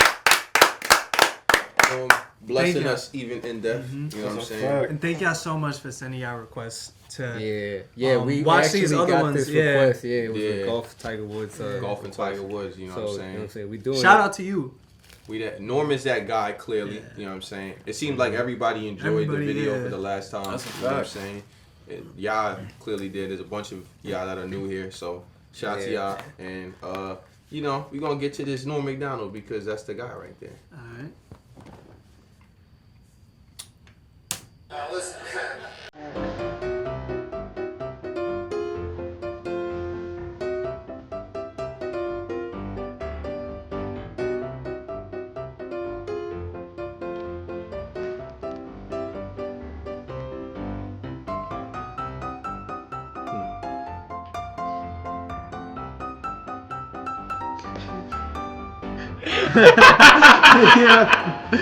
Yo, what year did this come out? Yo, bro, I don't know. It's after he got like he got caught up. Yeah, it has to be. Oh yeah. Okay. He said whatever. He got caught up. That's good.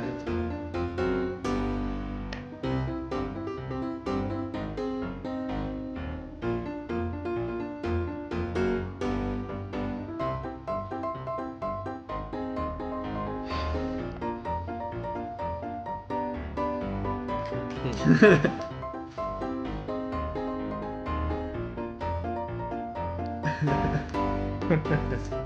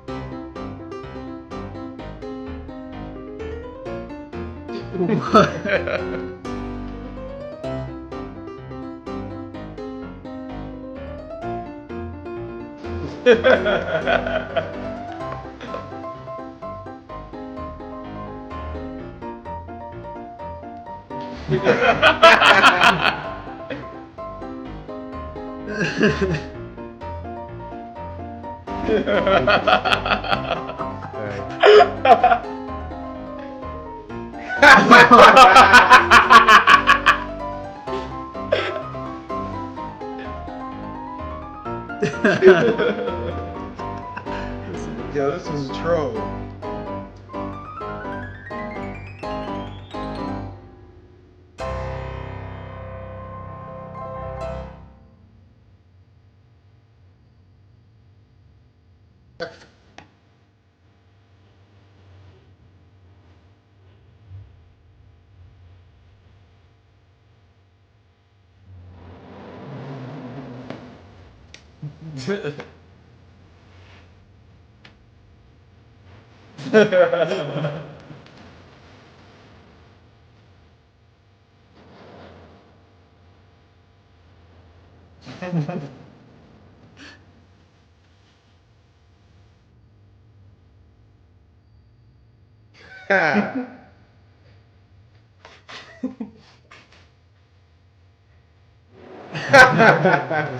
Yo! Yo.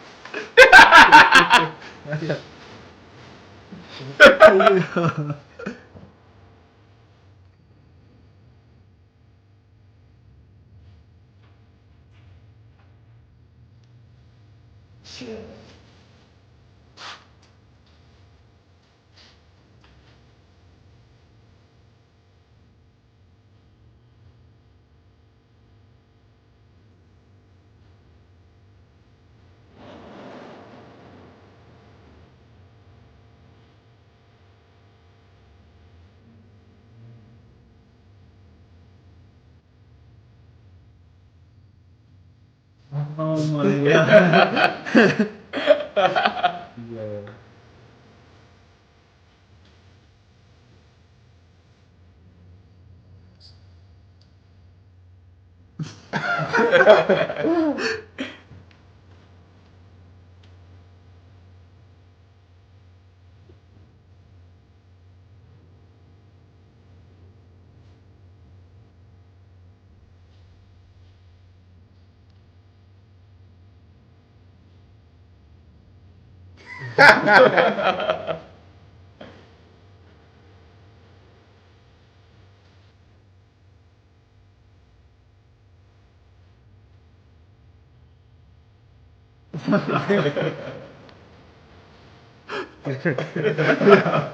Yo, dude, he doing math in this bitch. For real.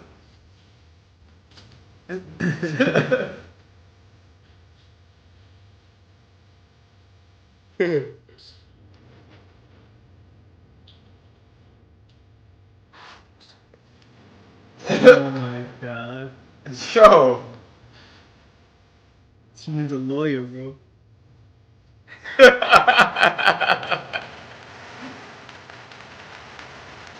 kind of good. Mm-hmm.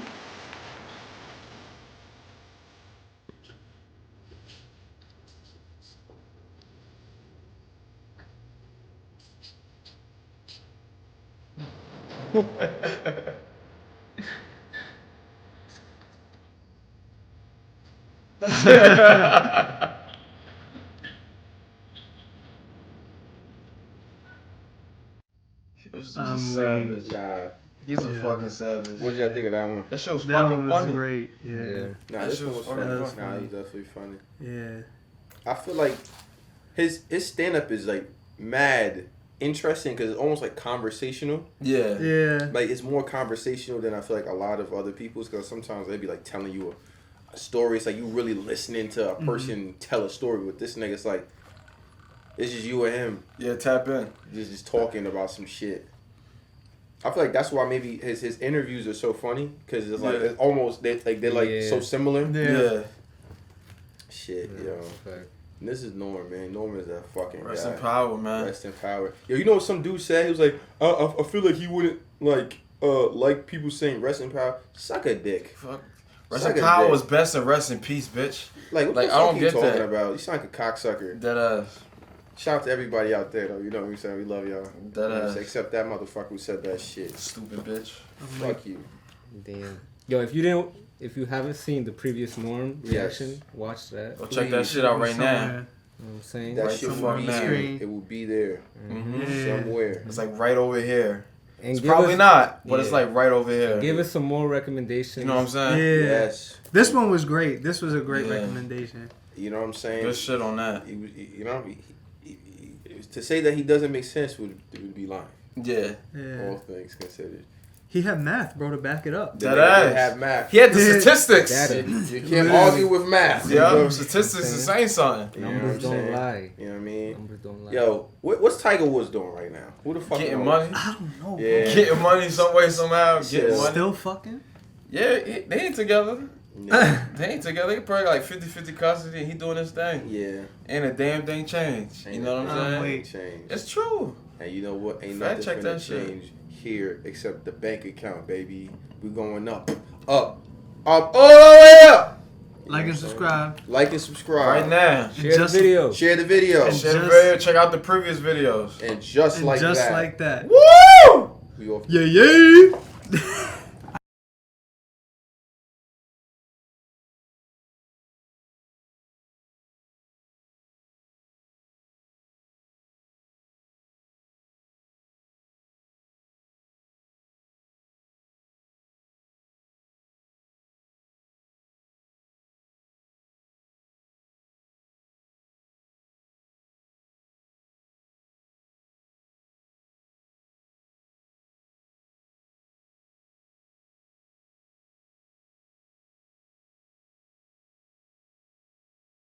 This is the section where we do jokes. Do you want to read one? Just read into that camera for the folks. Well, don't No, read it out loud. You have to read it out Yeah, loud. No, he didn't. Oh, here, you read one. All right. No. You don't like that No, one I mean, either? I like it. It just. Do you understand that we're on the air? Yeah. Oh, right. We all know that the Swiss are officially neutral. Who wrote this? Who wrote this? Who wrote this? Well, that screwed up my time. Who wrote this? We don't have a name on Do you have writers? It's anonymous. Well, it's like think- an old, I didn't I don't write wanna it. say I it. didn't write that one. We all know the Swiss are officially neutral. Unofficially, however, they're filthy sons of bitches. Now the Swiss think I hate them. It's great. Thanks. This one says, remember the old days when tweeting meant stabbing a hooker? Bob liked that one. Super Dave, why is there an app for everything except how to rape a baby? Jesus.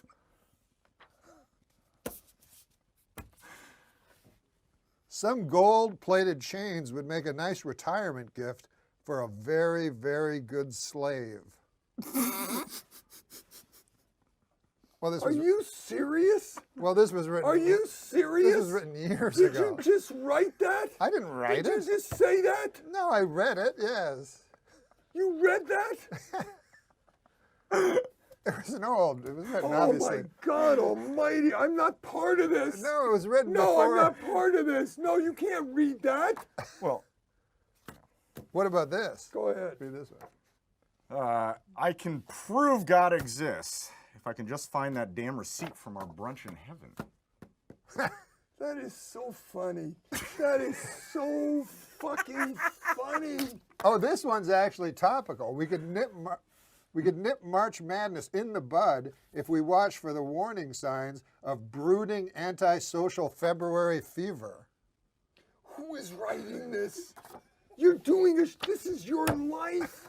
You're putting your life on. You dress like horse shit tonight. No, that was Adam Egan's fault. That was Adam Egan's fault. I told you to bring a Some wardrobe. kind of a hose coat. But that was Adam got Egan's a fault. thing with a hood. But that was Adam Egan's But then fault. you're reading these. I take This is you. That was my Well, this Lindsay Lohan can't swim a stroke, but she sure knows every dive in town. That one I liked. That was my favorite. I'm keeping this. That is a favorite. Did you write this? I didn't write that one. No, Read I that didn't. one. Call me an old softy, but I'd prefer it if you called me a distinguished gentleman with a flagging erection. Oh. I don't like that one. I'll read that one. Why are you going to make me read all this?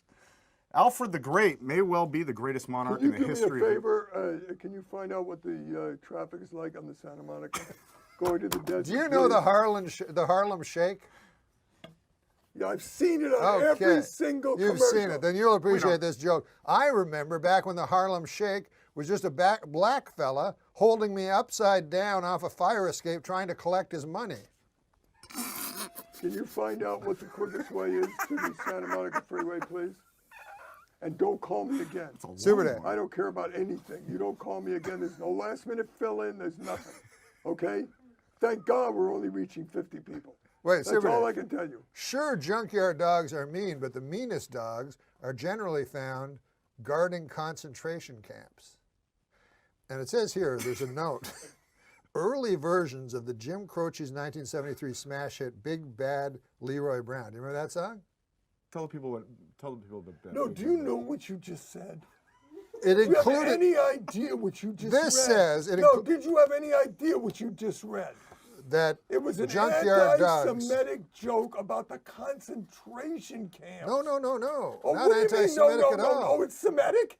No. Well, you know, I know what the problem is. 'cause Did you write it? I didn't write that. Who wrote it? They Are you- use the meanest wrote it? dogs. I don't know who wrote it, but I think the problem is that some people might not know what the concentration camps are. So you might need to- Concentration camps were found in Poland. Oh, my God. And Oh, what? fucking What? almighty. Oh, my Christ Concentration almighty. camps. Please were- get my nurse. I swear to God, get her in here right now and No, I'm reel trying me to away. explain to the Did you folks tell who me- You know. are Did you have too much you salt? know what? This is your first show, and these are the...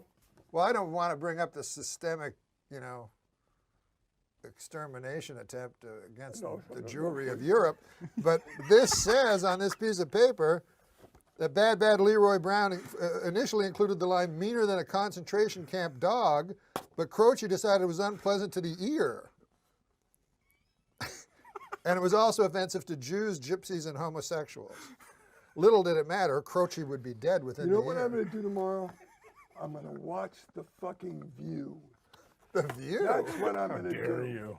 How dare That's you? where I'm going to get my humor from. You told me you didn't like The Okay, View. But I'm watching it tomorrow. You told me you didn't like it. I never told you that. Oh, you I like it? told you they're my favorite of all time. Oh. And Barbara Walters is never leaving. She's 83 and she had chicken pox. Can you believe that? Yeah. Wouldn't you love to see her chicken pox? No. No? At 83 at night in a negligee coming out of the bathroom? Wouldn't you get shingles then? No. If you get chicken pox, you can get shingles. Yeah. But she hasn't gotten them yet. Yeah. What a group that is. Oh my Yeah. I heard she got cut. How about Kathy Lee and Latoya Hoya, whatever her name is? Oh, what is her name? Ooh, And Latoya they Jackson? drink every day on the show. Yeah. Proudly. They actually went off drinking for a few months, and then they had a big. Here, read this. That's what I'm going to do right after this. You'll like show. this one, Super Dave. Deep Hey, throat. can I tell you something? This is a bad segment. Oh, yeah, it is. You know it is. You know it is. When you come to Goodnight, he says, "Goodnight. I really enjoyed doing this show. I had a great time, and I'll see you next week." That's a good idea. These Yeah, jokes that's not are a bad so idea. they're not even they're so beyond insulting the awful that it's not a segment. Can we start this segment over without the No, joke? it's live. Yeah, it is We're live. live on podcast? This is live. Holy cow. Listen to this joke because Well, yeah, I think just wanted to say this no. is This right isn't- up his alley. Yeah, This is just in the. He might not remember this guy though. No, he'll probably remember. Deep throat porn legend Harry he's Reeves. dead. He Yeah, died. But how You are they know going to who close that that is? casket?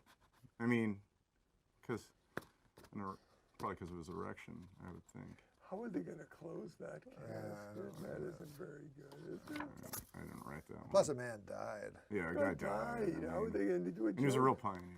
I mean, when I was on Saturday Night Live, they used to do jokes about guys died. You know, like the crossword guy died, and he's going to be buried 4 down, 3 across. And I was like, that seems like the guy died. You know? He died. His family might be watching. You got to wait a little bit before you do that. Yeah. Harry Reeves just died. He has no family, Harry Reeves. How can he have family? He's very. What are his mother and father proud of him? Do you think? He's got to be. He was in show business. Yeah. He put his cock in the sidewalk of Hollywood. Look at this. Look at this hole. That's Harry. What does that say? Last joke. All right, so. Oh yeah, here. That's the last joke. Alfred the Great may well. That's the one you wouldn't do. I tried to read it. Did you read these before he did them? You're the producer of the show. All right, do you have one more joke? I didn't read any of these. They're his. Wait, I didn't write I read the ones you told me to, but I didn't write any of these. I did not write any of these jokes. Yeah, here you go. This is the last one we didn't read. No, but let you read it. I'll let you read it. Alfred the Great. Make Super Dave laugh. Super Dave, I just wanted to tell you, Alfred the Great may well be the greatest monarch in the history of England. The worst, Richard the Goat Fucker. I don't think he's gonna laugh. It's like watching. I think he's close. Hold on, I think he's close. It's like watching that golf ball on the edge. I don't understand. I don't understand any of these. I don't even understand that they're. How you could take a segment to end your first show when these ratings are so important, and you've I mean, people at home, that guy who's want to know how to become a comic. Who, JP? No, the guy who wanted to from the writer. Yeah, right. How can you tell him how to become a comic when you're reading that? Yeah. Would you read that at the Comedy Store? No, I'm ashamed. I don't think you would you? What's your best joke? Do it right now. We're going to close the show on your best joke. I'm not a comic. You are. You've done stand-up. You've done stand-up comedy. No, I didn't write jokes. I really didn't write jokes. But you've done stand-up comedy. What is that's why I don't do it anymore. Will you talk to him after the show? Because you've got to get this. It's got to be more fluid when you talk to him. He's got to come back and forth. I know. That's what I told him before. I said yes. You've got to say yes. Yes, it's got to be like ping pong. It's always no. It's like ping pong. I know, but with him it's always no. With him it's like you hit the guy. No, but he can't do that. And then he grabs the ping pong ball and he throws it out. What's your best joke? The problem is I don't have any jokes. I literally have no jokes. Say that again. What is your best joke? I mean, the punchline is it's all right. Cunt is in the sink. It's okay. That's the joke. That's all I know. That's all I got. You just wrecked. 4 people are sitting on a park bench. A black man, a Jewish gentleman, a Hispanic gentleman, and a bigot. The black man reaches down, takes a lamp out, rubs it, a genie comes out. She said, my God, I've been in that lamp 2,000 years. I'll grant each one of you any wish you want. What do you want? And the black man said, I want all the black people to go back to Africa and live in the beauty of that land. Peace and harmony. No more poverty. Just boom, you got it. He disappears. You're next. Mexican gentleman said, I would like us all the Mexicans to go to Mexico. Same exact, boom, you got it. Jewish gentleman said, I would like us all to go to Israel and have no more problem from the Middle East. Just live in the beauty of that. Boom, you got it. Says the bigot, what's your wish? He says, let me ask this. All the blacks are in Africa, all the Jews are in Israel, all the Mexicans are in Mexico? She said, yes. He said, I'll have a Diet Coke. That's a joke. See, that's funny. Yeah, that's good. Because it's a Diet Coke, not a Coke. No, that's not why. That's not what I think. I think that detail makes it very funny. Yeah, of course it does. I think it But he said it has nothing to do with it. Well, he doesn't know. Yeah, I clearly don't. I just read the news. Bye. Wouldn't you like to take his hand and break it? Yeah, hey, the producer just went, I guess. Wouldn't you like to take his hand and break it all the way down to the arm? That's Daniel Kellison. I love him. Diamond Daniel. All right, we have to leave, but thank you, Adam. Thanks to our great guest, Super Dave Osborne. Yeah. Good luck with this. Thank you. Talk to him. On the way home, you got to talk to him about everything. Yeah, I know. Okay? I will.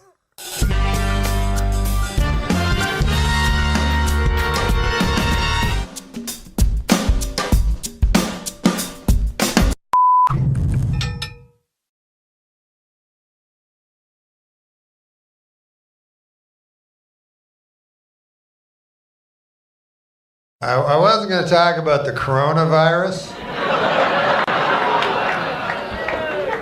But on the way here, I got really ill. But I think it was because I ate a cherry pie. Like, I got a cherry pie from Bristol Farms, and then I ate it, and then the car was going weird, and I was like, oh. And then he turned on the radio, Jeremy, and then all the fucking news was like, the guy was like, well, there's been so far 11 cases, 50, 200.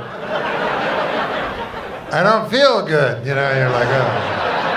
This is not good. I feel like I'm in a fucking middle of a Stephen King novel or something fucking like. What is this?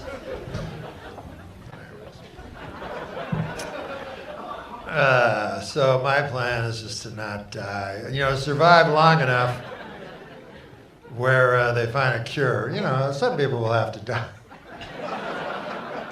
But finally they'll find a cure for me.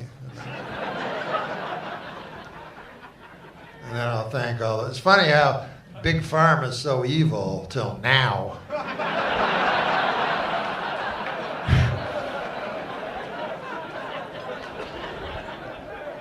It's like, what's it, $200 a pill? Yeah, that's good. That's fine. I'll take. Give me all you got.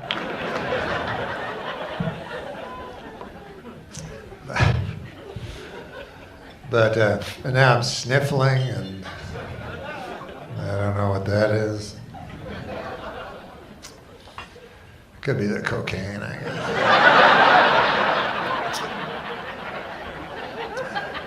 It's so nervous about this goddamn, and then so I take cocaine, you know, and then that makes the anxiety even more crippling. It's funny that we all now know how we're gonna die.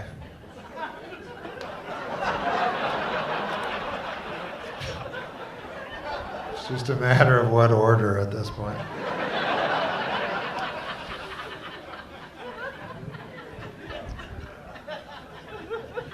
I went to the Costco and the fucking everybody trying to buy shit and everything, like the end of the world. And I'm like, anything? And they, you gotta make yours. I'm like, I don't know how to make Purell. Oh, I can't touch my fucking face. Remember the good old days when washing your hands didn't take 3 hours? Like A, B, C, D. Just take me now.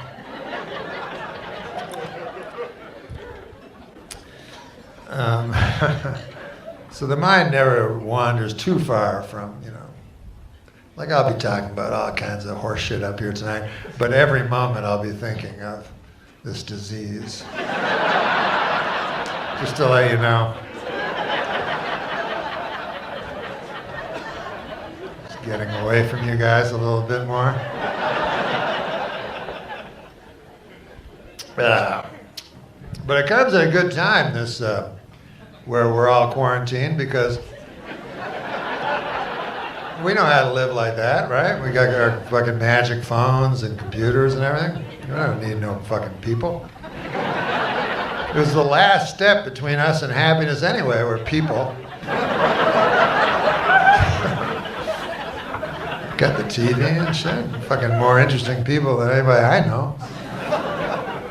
Listen to fucking First Take and spend my last moments on Earth with Max Kellerman. Oh, God damn. I can taste the baby laxative in this fucking cocaine. Rolling down the back of my throat. God damn.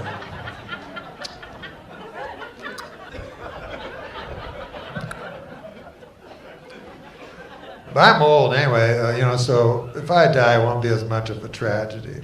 I'm 68 years young, I like to say.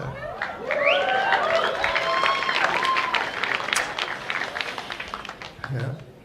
You get old and you start worrying anyway, you know. Forget the coronavirus, like that's possible. I said I wasn't going to mention it. I was talking to the manager. He's like, nobody wants to hear about the fucking coronavirus. They come here to not hear about the coronavirus. I'm like, yeah, that's true. But it was a good idea you made. It was a good choice tonight to come out and sit beside total strangers.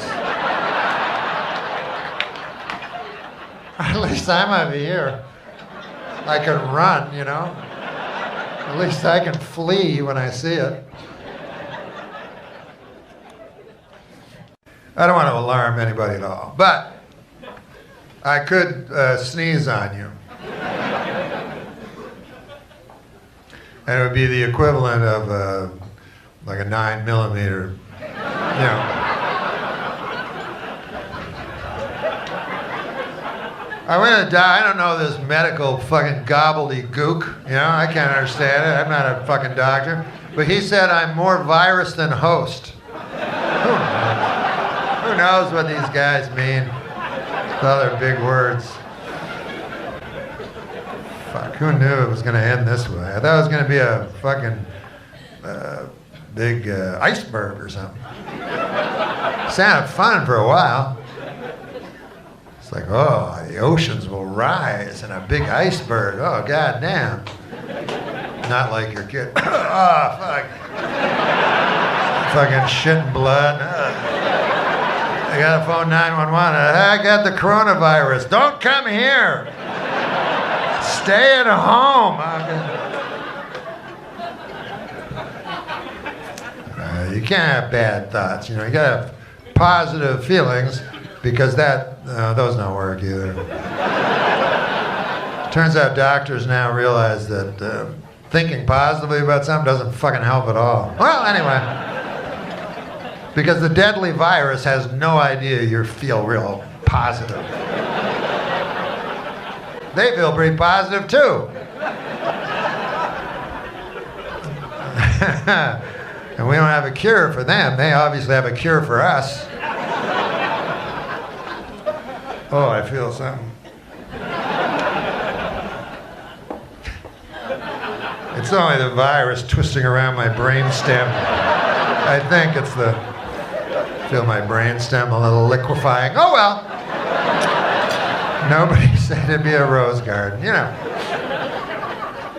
But they actually did this live when we were listening to the radio. They were talking about this South by Southwest, and they said, well, there's been a cancellation at South by Southwest. This band, the whole thing's canceled. That's what the guy says. The guy hands him another thing. South by Southwest has been canceled, the entire thing. And the direction south. That's gone. Who knows, you know? I mean, who knows how you're going to die? I mean, we all know now. But think back a week ago. Think back a week ago. I loved back a week ago. Moving way too fast. But you gotta be prepared, you know what I mean, in this year life for any eventuality. And that means being prepared. I'm not talking about buy a can of corn. That's only cosmetic. I'm talking about having a whole room that's locked and filled with firearms. And you gotta be prepared, you know what I mean? Listen, I never thought I'd say this in my life, but I'd shoot my son in the fucking belly. If he had a sneeze or any of that shit. I mean, he's a great kid, I love him, but he's never been on the TV, you know? Ladies and gentlemen, this is something exciting. This man began his television stand-up debut with us 25 years ago. Didn't know that. My dream was to get on the David Letterman show. I was a guy who grew up with David Letterman. It turned out I was a Dave comic. Do you remember your first set? Yeah, I don't remember that. Long time ago. I actually watched you not watch your first Letterman on television. You were on your bed, face down, with your hands hiding your eyes for the entire time. Like he had these other two guests on, wherever they were, and then he had me, you know. George Wendt is on the program tonight. But the reason you're all, showing up, Norm MacDonald is with us. In addition to George Wendt, Norm MacDonald.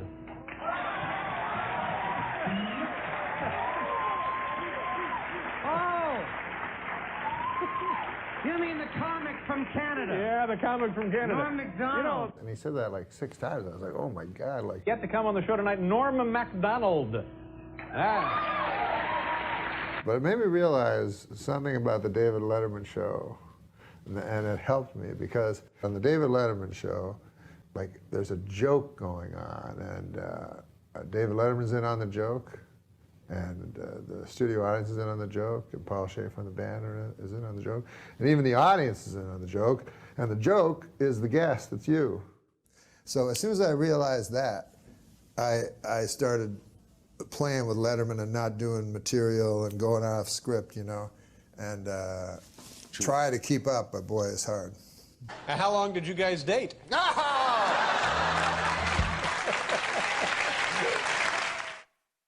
And one of the things that you did on Saturday Night Live was the Letterman impression. I didn't want to do it in any way insulting, so I just tried to do an exact impression with no comment on it, you know what I mean? And then Letterman phoned me, and he said he was okay with it, you know. Oh, good. Yeah, so I felt better about that. Go ahead, do it. Let me see it. What? Come on, let me see it. Just a little. Just a little. What's that? Just a little. You know what I'm talking What about. would that mean? Just let me see a little of it. Come on, Norm. Come on. You're ready on your little show, but you're not ready here. You got all week to get ready on your little show. Why didn't they fire that? You announced on Dave's show, or you told the public that you were no longer with Saturday Night Live. I was booked on the Letterman show the next night, right? The next night. If you say so, yeah. Yeah. And so I said, oh, well, I may as well talk about. You don't mind if I ask you a question? What's that? I hear this story, and there's like this press release, you get your ass fired. Is that true? No, you didn't get fired. Yeah, they fired me. No, they didn't fire you. He was just fired up with anger and fury on your behalf at the pinheads at NBC. I know Don Ohlmeyer, and just between you and me, he's an idiot. Oh. Dave was much more upset about it than me. Because Dave wasn't under the influence of Xanax. You're the damn quarterback, Norm. You're the one who punches it over the goal line for pay dirt.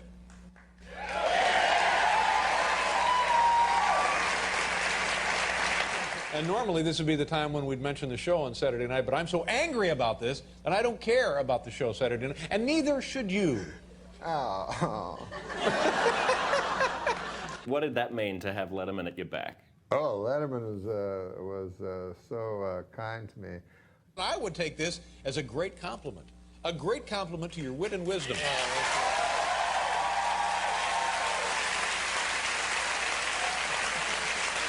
Yeah, one thing about being fired was like a lot of cool guys I really loved, mostly Letterman, you know, he's my favorite guy ever. He jumped to my defense, which was really nice, but especially David Letterman, because he was the reason I got into stand-up, and he's the reason that I love comedy so much. He was nice to me. He's taken me to dinner and stuff and talked. You know, he's kind of an odd duck, but super smart and really, really funny. He talked to me, which I felt was nice, between commercials, which he never did with anyone else. And he was so funny and sweet to me and stuff. I always felt so close to it. I really felt like that they talk about father figures, that he was my father figure. Helping out with the work here while Dave is getting better. Yeah, well, that's the important thing, is that Dave gets better. He had a quintuple bypass, which kind of close to me, because my dad had a quintuple bypass. Is that right? Had the same surgery. You know, and he lived like another 10 days after that. Now, you said to me when you came out, and I appreciate it, he said, hey, nice to see you, man. And then you looked at me and he said, you look great, but the look in your eye, I could tell you didn't mean it. Now, do I look bad? Do I look like I'm fading here? No, I felt weird saying you look great always means like it sounds compared to being dead is what you were thinking, right? David Letterman needed a Bette Midler moment that final week, and he got it from you. That's what I was thinking. I had already appeared what I thought was my last time 4 weeks earlier, and I did panel, you know. How you doing, buddy? I'm doing well, sir. Place goes crazy.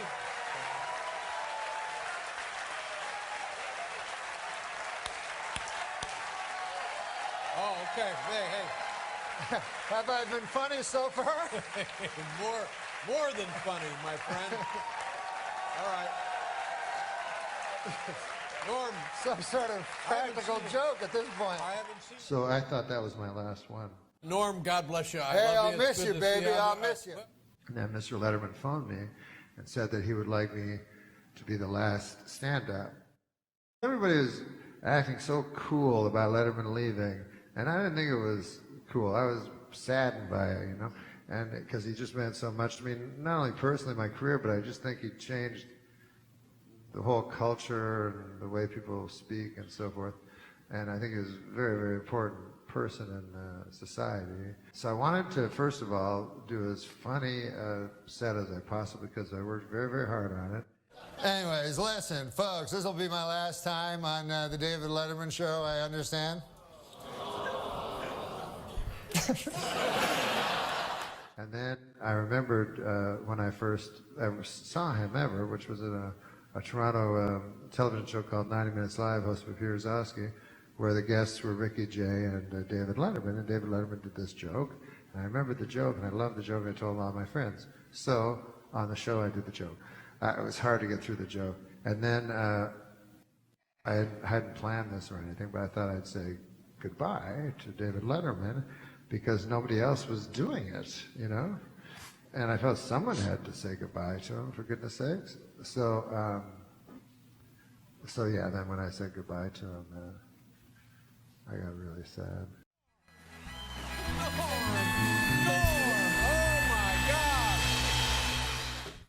Did Letterman say anything to you afterwards, after the show was over, or there was no discussion of it? He whispered in my ear something that you want to keep private? Should keep private. But he said something to you that was special toward you. Yeah, very special, very special. I think you're very funny, Norm. I always enjoy your work, and I'm glad you're here. Nice Me too, man. You're the funniest dude in the world. No, I'm not. I'm just mediocre funny. But you're really funny, and you'll always have that. I'm just a dork. You know, Norm, what I like about you, you're actually funny. You know what I mean? You're just genuinely funny. You're a nice Everything man. you say is funny. I love Norm, and my guess is, what I know of Norm is that he may not be working hard. No. But what he has is the same result as somebody who's worked hard. Yes, yeah. Which is, again, enviable, admirable. But God, he makes me laugh. And the delivery, the persona, and the material. It's perfect. Powerful, yes. Do you watch this show? No. But do you watch your own show? No, sir. Well, you have, I've talked to people, I've watched it, and I've talked to other people who find it compelling. You can't take your eyes off. So well, there, imagine if whatever you were it doing is you're making up, whatever qualities you're fabricating here, you yourself possess them. And you, we always worry a little about you, because we regard you as the top of the heap, the best of the best, the funniest of the funny, the guy who has it in every fiber of his being, not conjured. It's the real thing. So you do it. I just want to write. I just want to write books. But I'd like to watch you with a big desk, and it'd be black. Hey. And then Letterman came in for his own show and said Norm should do a talk show, you know. And then I said, well, Letterman knows everything. You know, I should go with him. Do you ever wish that maybe you were less smart, maybe you're more... I wish I was as smart as you. Well, I'm not smart. Oh, you're smarter than I am. I wish No. Letterman's been of such help to me, because he knows what I can do and what I can't, you know. And so he gave me so much great advice for this show. And he said, just make it a conversation. Where did this conversation occur? Well, I phone him whenever I need advice, and he didn't realize how much I needed advice. You know who our boss is on this show? The great David Letterman. So Letterman's like the opposite. He's like, I don't want to be called executive producer. So every week he'd have like a funny title, like he'd go, I'm location scout, or, you know, I'm special counsel. You want to be special Letterman loves you. Special counsel to Norm MacDonald. Letterman loves you. He says you're the smartest comic that ever lived and all that stuff. He's and, really kind. Listen, I talked to Dave about everything, so he's been amazing. I would only do this for you. Honestly. Really? Yeah. I would only do this for you. Well, that's sweet. I'm tired of talking, Mark. Okay, now it's going to turn into Norm show. Then you do not deserve me during the bountiful harvest that will result. Nah, those things don't work out. I'm not coming back, Norm. No.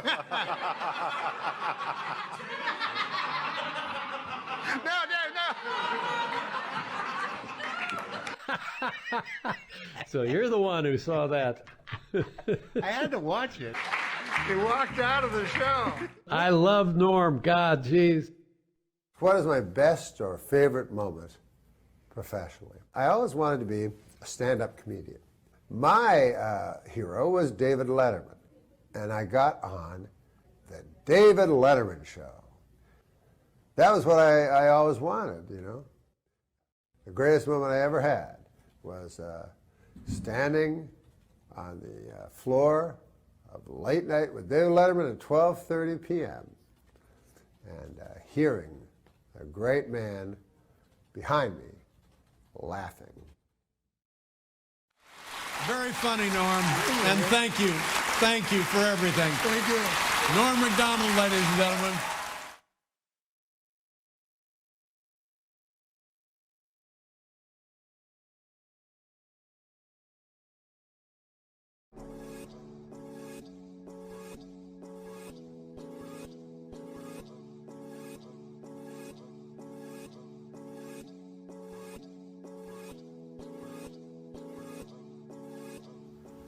Yo, what up? All right, man. So we lost another legend, man. Truly. Norm MacDonald. Norm MacDonald passed away at the age of 61 from a 9-year battle with cancer. Wow. Yes. Wow. Yes, shocking the world. Definitely. I mean, he was a great comedian, great actor. A legendary, man. Legendary. Yeah, legendary person. He truly will be missed. You know what I mean? And in the late part of his life, you know what I mean, which I will cherish, and I know we will, is shortly after we did his COVID video, stand up. He reached out to us on Twitter and you know, and told us that, you know, we were fantastic, and you know, it was great to watch two young black men you know, enjoy his comedy and enjoy everything about him, and truly that, you know, I'm gonna hold that in my heart. I wish that we would have had a chance to, you know, to meet him, you know, personally, and to go on maybe like his show that he had on YouTube. It would have been a great experience, definitely. Yeah. So, I mean, yeah. I don't know if this is like the first comedian that we've been like reacting to that, you know what I'm saying, passed away. You know what I'm saying? Like really. First legendary, like, you know what I'm saying, first big comedian. True. You know I remember back when we first started, we did what was it, the Mothman joke, or the 12-minute joke? Yeah, 12-minute joke. The 12-minute joke. He has a moth joke. Yeah, the moth that joke. I think we need to check out. I don't think we've seen the moth joke. Okay. We've seen the 12-minute joke. And then the alcohol abuse. Yeah. The alcoholism. Yeah. We just did a reaction to him truly. like a week ago. But yeah. Which I hope he had to see. I hope he had a chance to see it. So so what we're gonna do is, you know what I'm saying, just check out some Norm. Right. Watch some Norm. This is his first televised stand-up. His first ever televised stand-up. Very fitting. Very fitting. Yeah. Very fitting. Let's go, man. I'm ready. All right. Our next guest has performed at clubs all over David Canada Letterman. and the United States, including the Improv in Los Angeles, and also Catch a Rising Star and Stand Up New York here in Manhattan. And now, making his network television debut, ladies and gentlemen, please welcome Norm MacDonald. Norm, are you? Norm MacDonald. Looking very young. What year? This has to be like early 90s. Well, thanks. Good to be here. I've been traveling around a lot, watching a lot of the TV, you know, and you've seen these new sports on the TV where they'll try to combine two sports together and make up a new sport. You know, like a guy will run a 100-yard dash and then fish.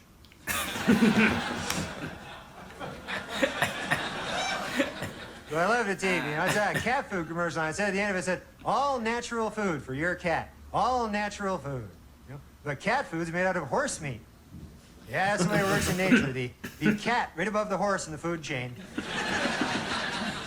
Matter of fact, every time my kitty gets a little cooped up in the apartment, I need to take him down to the racetrack, let him stalk some prey down there. So cute, and he comes trotting back with a stallion hanging out of his mouth there, you know. But I love the TV, you know, anything at all. The only thing I don't like, you ever see it when there's a celebrity that you really respect and admire, and then he shows up on some cheap TV show, you know? Last week I was watching the Hollywood Squares, and a secret square, J.D. Salinger. Who's J.D. Salinger? Well, I like game shows. That's my favorite thing, you know, big prizes and everything. You ever see The Dating Game? You ever see that show? That's a weird show there. The prize on that show, another contestant. Talk about cheap. And they always do the same thing on that show. They get a beautiful girl, match her up with 3 giant dorks. Last week they had a guy on, he was a crazy guy, loony bin, psycho, wingnut. You can tell by the way they introduce him. They go, bachelor number 2 is a shadowy lurking character whose hobbies include skulking. Please welcome from no fixed address. He's just a guy. Menacing figure shambles into the studio there, you know. Then they make the girl ask those questions, you know, laced with sexual innuendo. You know, girl go, bachelor number 2, if I were a popsicle, what would you do to me then if I were a popsicle? I'm just the card here. And he goes, well, if you're a popsicle, huh? Well, first of all, I guess I'd take your wrapper off. If you know what I mean. Then I'd grab a hold of your sticks. If you know what I mean. Then I'd press you against the counter till you're broken too.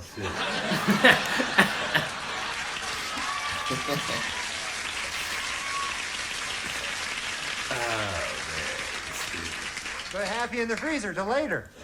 You know what I mean?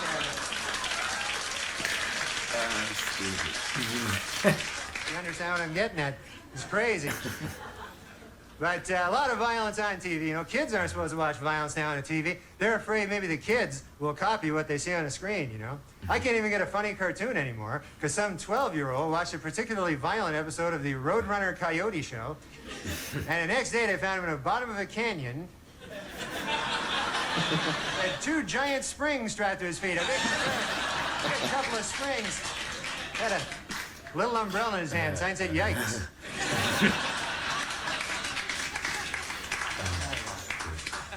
But there's violence everywhere. You know, I was reading a paper. This guy, if you can believe this, a guy killed his family because the devil told him to. Can you believe that?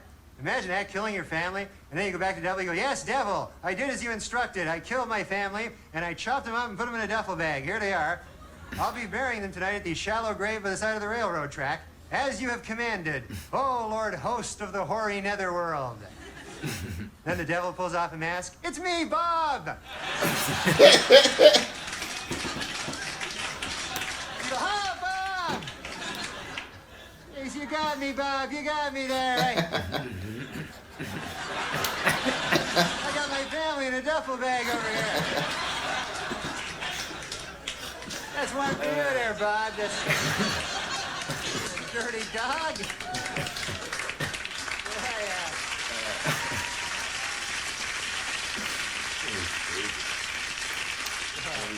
So I had this dream today. You ever have a dream and then you wake up right in the middle of a great dream, and then you're back in your stinking life again. So then you try to fall asleep, re-dream it. Man, it never works. Always end up with some weird mutation of your original dream. Like in the first dream, I was in a pool with Christy Brinkley, and we were swimming toward each other, and then I woke up. So I fell asleep again. I end up shooting pool with David Brinkley.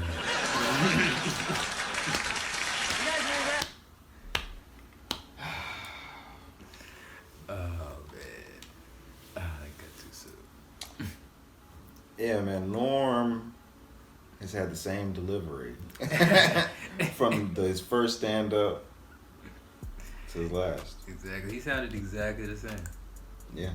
Yeah, man. Yeah, man. His you know, his dry humor is very literal. You know what I mean? Yeah. But truly, his jokes, you know, and his style will be truly unique. It's unique what it is. Yeah, man. Tough one. Like he, a lot of great comedians, man. This is ridiculous. Or at least that we've seen over the past few years, just reacting to him. Yeah. You know what I'm saying? Definitely.